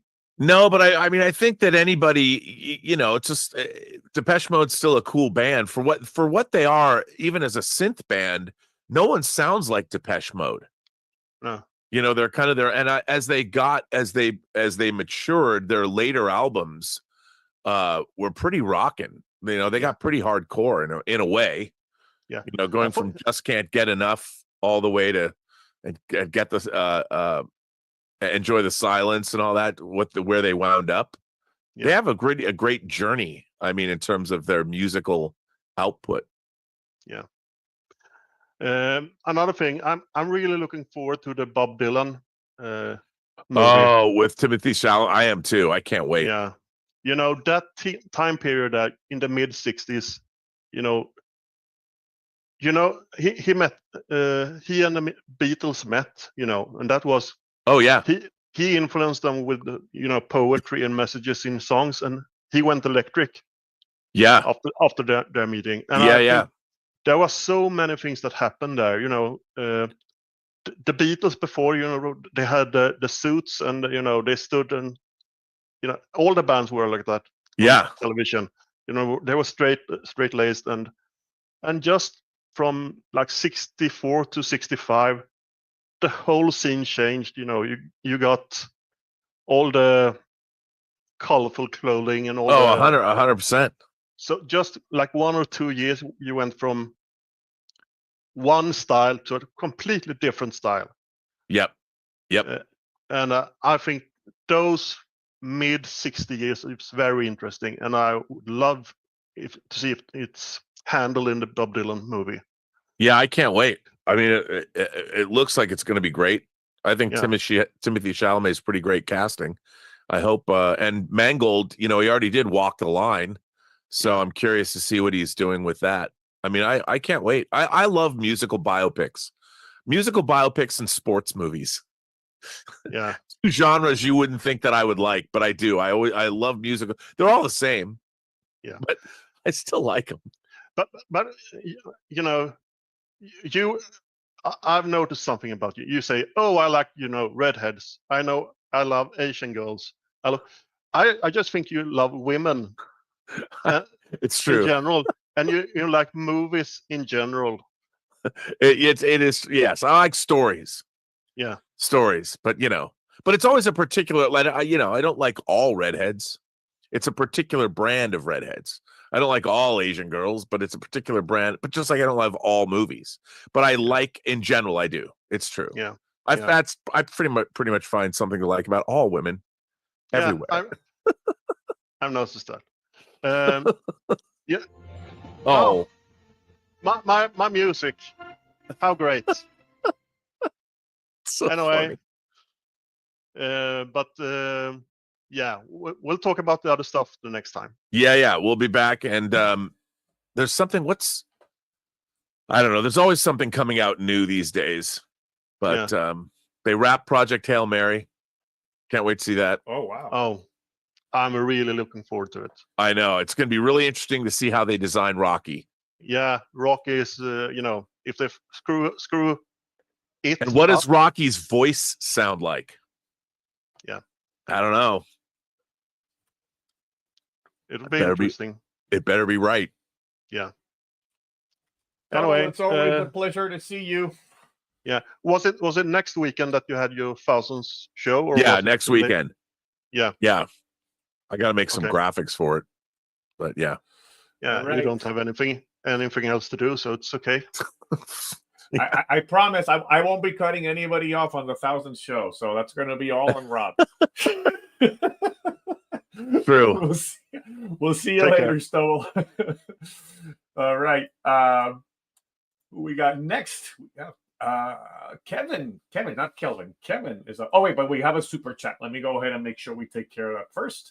From Hoop Baby 07 once again, $1.99. Thank you so much. Thoughts on the live action Spider-Man Noir? Hey man, they got Nicolas Cage to play him. I think it's great that they're doing it. I bet it's going to be awesome. I love that they're doing Spider-Man Noir. And because it's live action, it means we'll get a hot toy of him. Yeah, I know. So bring on Spider-Man Noir. Yes. And it's going to be on 100%. Amazon, right? It's going to be on Amazon. Yeah. Because it's Sony produced. They don't have a streaming service. They don't have, yeah. So look, I just to see that live action, like the truck chase where he's on the top of the truck, you know, and I'm like, I'm in. I hope it's good. I find that Sony's handling of their Spider-Man, the Spider-Verse that they've got that isn't theirs, their handling of the live action Spider-Verse to me is baffling. Especially given how well they've handled the animated one. Right. It's baffling to me. I mean, Morbius, it's like they made a vampire. They forgot that it was, you can't make a PG vampire movie. You just can't do it. You know, and Morbius, it's one of those Twilight or something along those lines, right? Morbius, the living vampire. I mean, it's like, come on, guys. Yeah. And then Madam Web. It's they can't. The studios have to stop hiring people that aren't passionate about the material. You can't hire people for any other reason than you think they're going to be the best director for this particular project. Right. Just because Madam Web might lend itself to having a female director because it's female oriented material doesn't necessarily mean you should just find, okay, now you've got to find somebody that believes. You've got to find somebody that, because everybody will take a job. You go to any director and you hire them to make a studio movie, they're going to say yes. Yeah. But now you've got to find somebody that's passionate about this material who comes in with the take. You need a fucking auteur. And the excuse that not having the hero to work with, I think, has been somewhat put to rest, because we just saw an awesome season of The Penguin that was able to do, how many Batman shows without Batman have come out, and it's been the same issue that we've run into as with Sony. But you finally get somebody who really does get it and what you can actually do with a story like that. And you can do it, but like you said, the passion has to be there for the characters. Well, the only people that were waiting for Batman to be in the Penguin show were people that know that Penguin's a Batman villain, right? But the great thing that the world goes on, the world in Gotham goes on, just like, I've always said to people, if you think about the real world that we live in, I have no idea, living in Los Angeles, what happens in New York every day. Right. I don't know what goes on a daily basis with their criminal underworld. It's not in the news. Mm-hmm. There's no reason that I would know. So this idea that people think that every superhero needs to know what's happening all the time, everywhere, is a silly idea. And what the Penguin did was to me, I look at the Penguin and I'm like, what a perfect show. And I would say, because I always tell people, I'm like, that's what the Boba Fett show should have been. Oh man, I hear ya. And you look at that, and if I was at Disney, I would say, look, and I'm not saying that it needs to have the tone of that show, but the way the Penguin show, you're not asking yourself, where's Batman? You're seeing a character, and you're dealing with, it was true to itself. And if anything, I kept wondering, there's got to be a reason for Batman not to be around. I know that's part of the greater story, right? It's just, there's a reason for it. It's not just, we can't have him here. I trusted the show enough with what they were giving me that I could set that aside and just focus on the story of the Penguin. Yeah, and it was great. And it had a perfect ending. And you look at that and you ask yourself, you're like, okay, this is what everybody should aspire to. Not if you have an IP. The problem is the people that own the IP. Disney would say, like, oh, you can't do that. Mm-hmm. You can't do that thing. Yeah. And what they're telling you is, they're telling you you have to betray the story that you're telling because of what? Because of our overall company guidelines are. Well, if that's your overall company guidelines, why are you making a Boba Fett show in the first place? Right. I mean, why are you even attempting to do that? And it's so frustrating because this is not rocket science. This is the kind of thing that anybody who's in control of an IP should understand, because you can make any kind of a show, that you want. It's just that like, if now, okay, we're going to make a show in the Batman universe, the Batverse. That means Batman's out of the equation. We move him away. Right. And what do you look to inspire yourself for a Penguin show? You look at all the other crime thrillers and noir stories, and we have to tell a great, when people say, well, it's kind of, you had a lot of The Sopranos was in the Penguin. And it's like, yeah, because there was a lot of every other crime drama that preceded The Sopranos in The Sopranos. It extrapolated upon what we know about mobs. I mean, whether it's Boardwalk Empire, whether it's Sopranos, whether it's The Godfather, you're dealing with these same themes, but they're infused with Shakespearean drama as well. I mean, there's been criminal graft since the dawn of time. Right.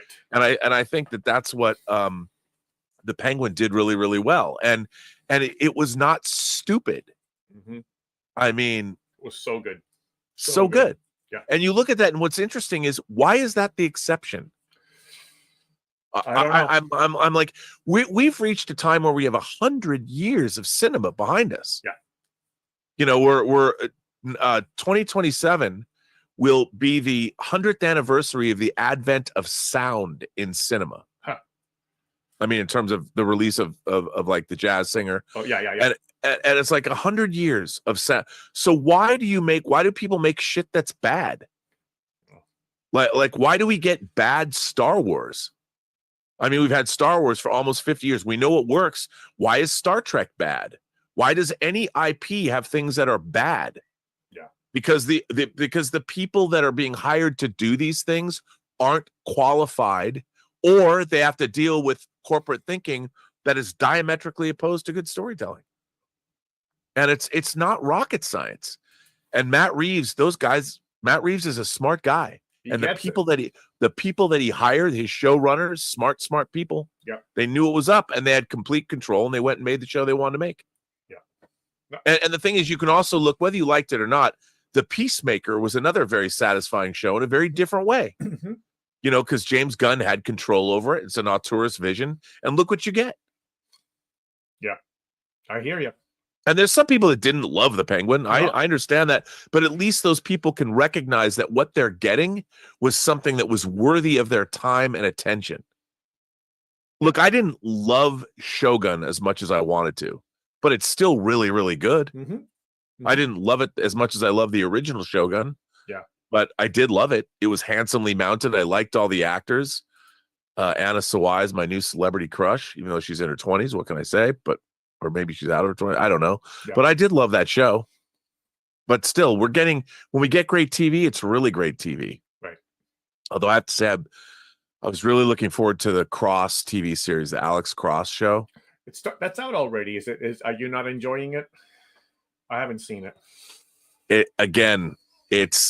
You know what? You'll watch it, and I love the actor. I love the actor playing Cross. Yeah. And Isaiah Mustafa but it's off. The way it's directed, the way it's edited, and then the script writing. That's disappointing. I mean, it's still worth watching, but it should be better than it is. Yeah, it's not at the level of what you were expecting. When I say that about Patterson's, like I've read the Alex Cross books, and it's not like they're high art. Right. But the earlier books were better than the later ones, because he started just churning them out. Yeah. Although kudos for Gary Sanji to be mentioned in this. The Michael Wincott character from Along Came a Spider. They did mention him. Oh, interesting. Cool. So, yeah. We got Kevin up next. Welcome, Kevin. You should be able to join us now. What's up, man? Oh, we can't hear him. It looks like your audio might be muted, Kevin. Don't know if it's on Zoom on your microphone. It doesn't seem to be on Zoom. Might want to check your inputs there for your headset.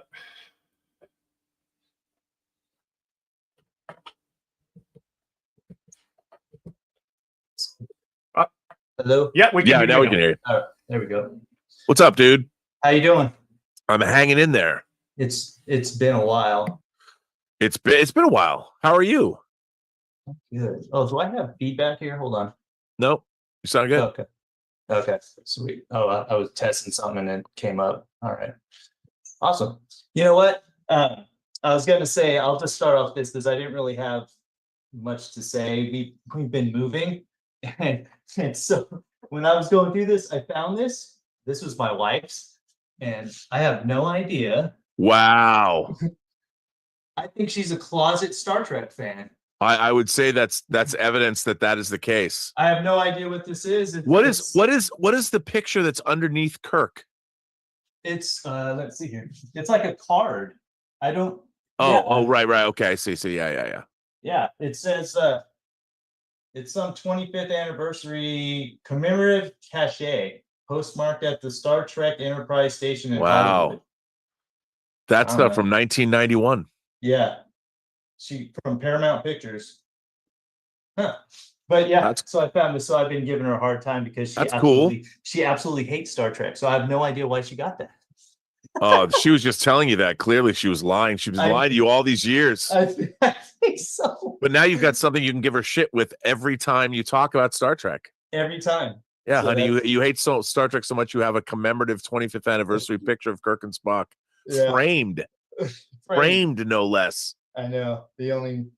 Now, have you already moved?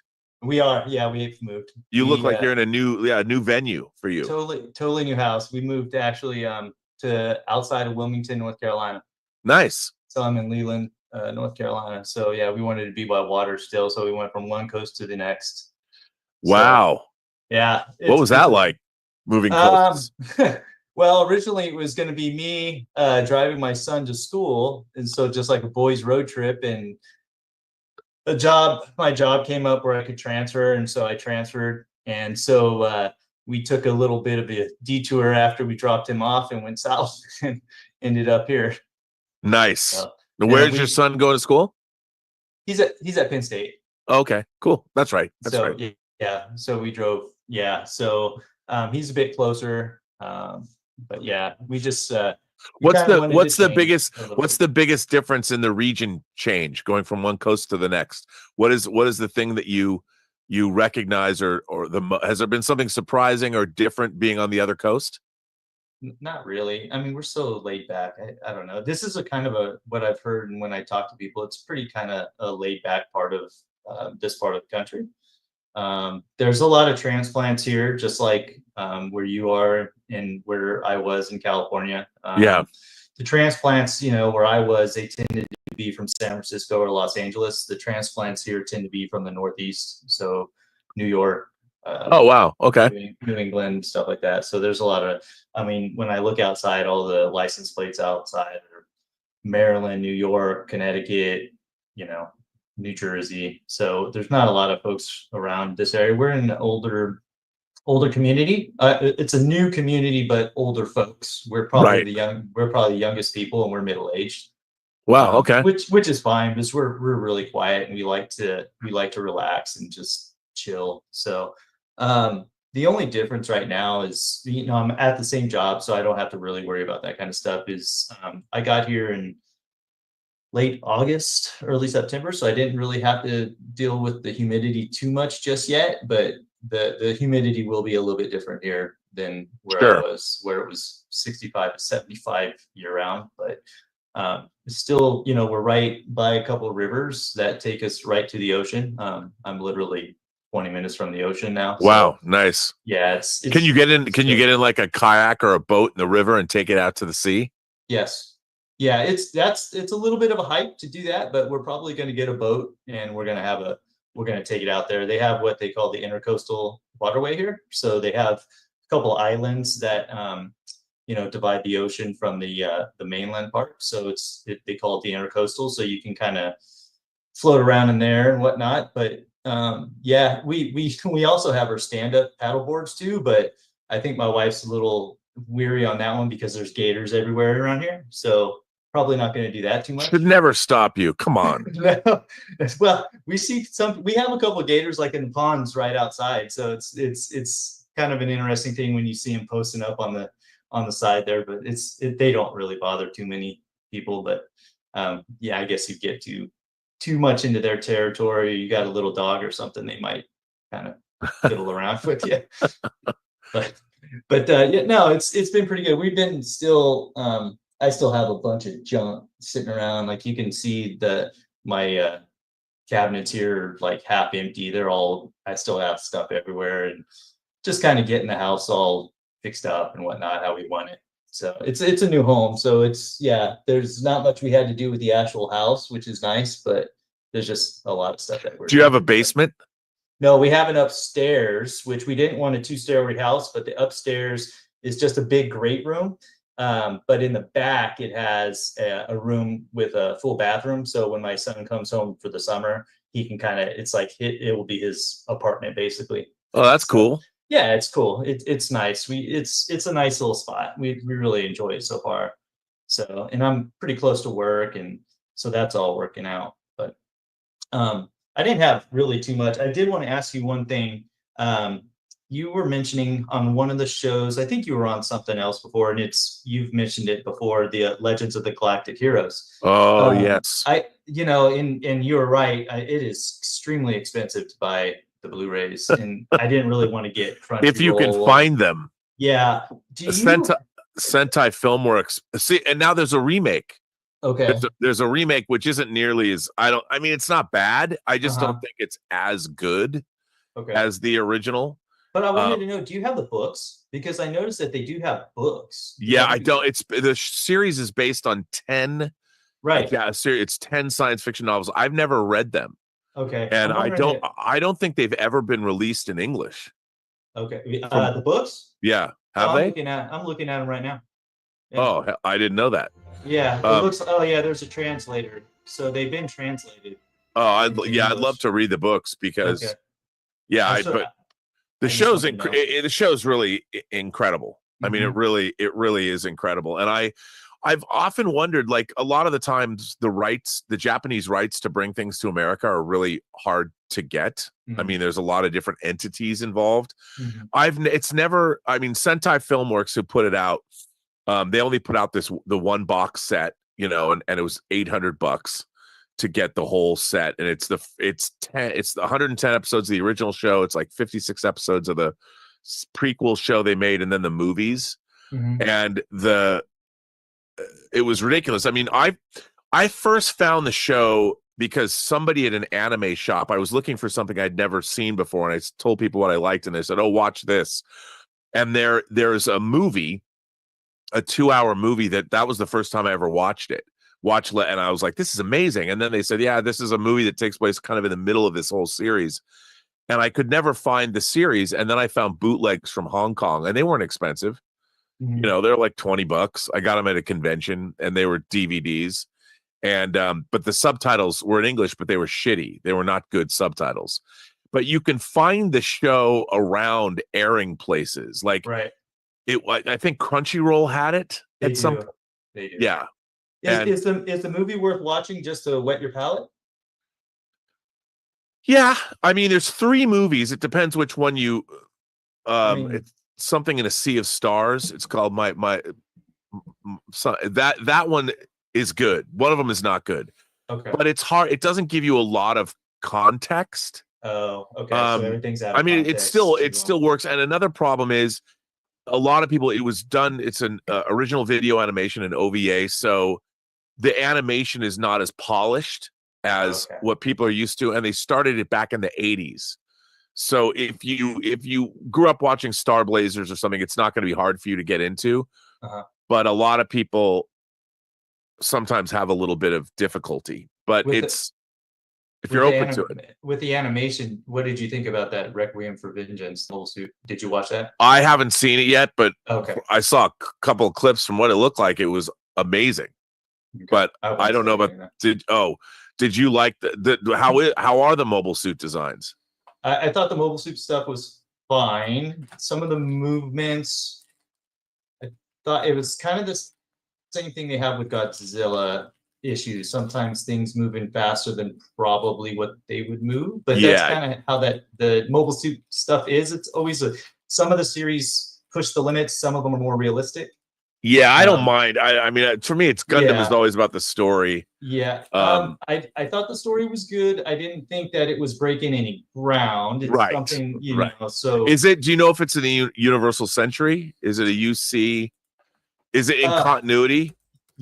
Yes, I believe it is. And it's just a different kind of part of the world. Okay. Yeah. I'm curious to see. I mean, I just love the fact that they're making more and more. They keep making those. It is, because there's a couple characters that kind of come in. I mean, I love Gundam Unicorn. You know, I thought Gundam Unicorn was great. That was great. I love the mobile suit designs, which are awesome. Especially the Hero Gundams are awesome. And I loved everything else. But and then they've had a few. Even though it's not UC, I've always liked Iron Blooded Orphans. I thought that was a rough watch. Even though it's an animated show, it's kind of like that's pretty deep. Some of that stuff. Yeah. I like Iron Blooded Orphans was really good.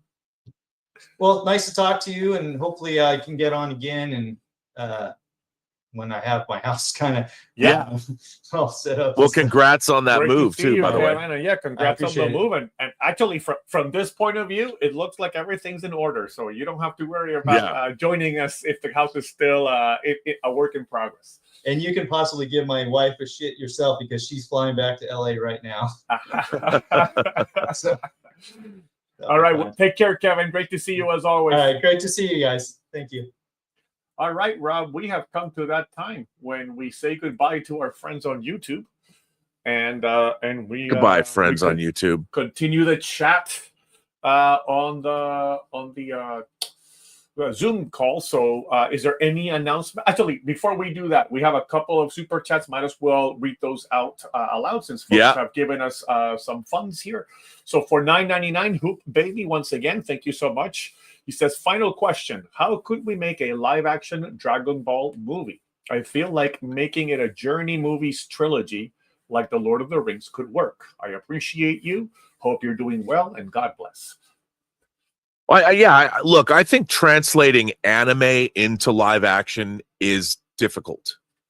You know, it's difficult because there is a certain, like I've always said, there's a certain whimsy to anime that when you, by translating something into live action, you either have to bring it sort of literally with Dragon Ball or any fighting, you have to bring it down to earth, and suddenly you're constrained by the laws of physics, unless you go Wuxia style and make it Crouching Tiger, Hidden Dragon, which you probably should with something like that. So I think a Dragon Ball series would be, you'd have to decide what would it be first. The storyline, I think that is a legitimate, what you're talking about, a quest, that kind of a story would work.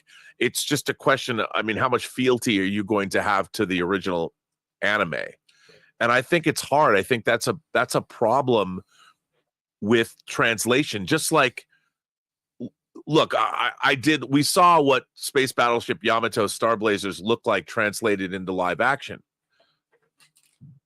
But and they couldn't, like, they were afraid to make the Gamelons look like the Gamelons because blue people would look too similar to Avatar or whatever. I get that, but it was hard. It didn't quite work. And I think it's difficult because the genre, there's a reason why anime has developed the fan following that it has. It's unique unto itself, and it's even more unique and exotic when you bring it to America. Like, could you make a live action Howl's Moving Castle? Yeah. Would people buy that? I mean, maybe they would. I guess it depends who did it, but it would be extraordinarily difficult to get people to buy into it, you know, unless it was great, because you have to, by definition, you have to make it more realistic. You have to make people believe that it exists in live action.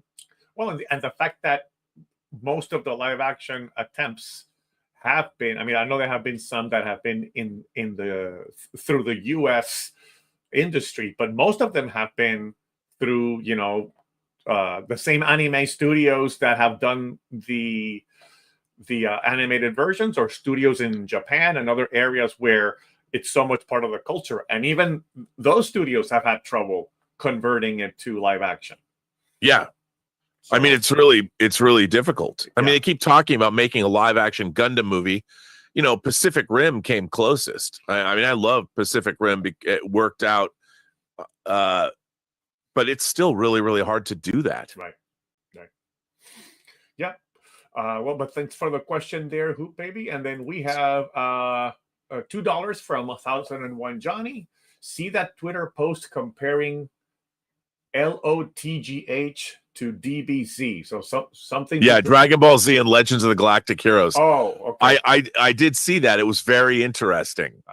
You know, but again, because there's certain templates they use, like there's certain shots that are similar and all that. It was really, I did see that. It was pretty, whoever did that it was good. I mean, I was like surprised. I was surprised by that. Okay. But it was cool. All right. I did like that. I was like, oh, yeah. Okay. Well, now that we're all caught up on that, and we are about to say goodbye to our friends on YouTube, Rob, any updates, any other things you want to promote before we move on? Well, of course, the 1000th episode of Robservations will, in fact, be next week. Yep. So, you know, if people want to get in on that, write me at rmburnett, rmburnett1701@gmail.com, and put in the subject headline Robservations 1000.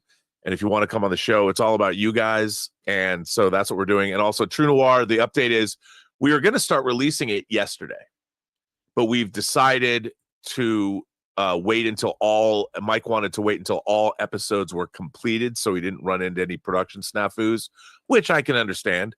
So we'll probably release it in a month, and I don't know how, if we're going to do it weekly or 2 episodes a week. We don't quite know how. I'm just still making it. And then, you know, I'm going to continue. The only reason I don't do observations and stuff every day is because I'm working on True Noir. Yeah. Is there going to be a physical media show this weekend? Yes. Yeah. There's a physical media show tomorrow. Oh, I can say this. Let's see. I can't say much about it. I was actually contacted by a studio about, how should I put this? About an interesting pivot they're going to make when it comes to physical media. Okay. And I'm totally behind it. And I think it's really cool. And they're going to start partnering up with people to help promote what they're doing. And I'm very excited about that. Cool. And I've already done some work for them. I did some writing for them. And you'll be hearing more about that. And I know that we've got some exclusive material to show on the channel. I don't know if we're going to show it tomorrow. Okay. But that's coming up, so look out for that. And I'm really excited about that. I think what they're doing, I think everybody's going to follow suit with what they're doing. I think it's really great. So, yeah. Excellent. Well, we will leave it at that. Thank you so much, everybody. Those of you who are in the Zoom call, the chat continues. Our friends on YouTube, remember, you can always join the Zoom chats by becoming a member of the YouTube channel. Until next time, my friends, take care. And thank you for your support.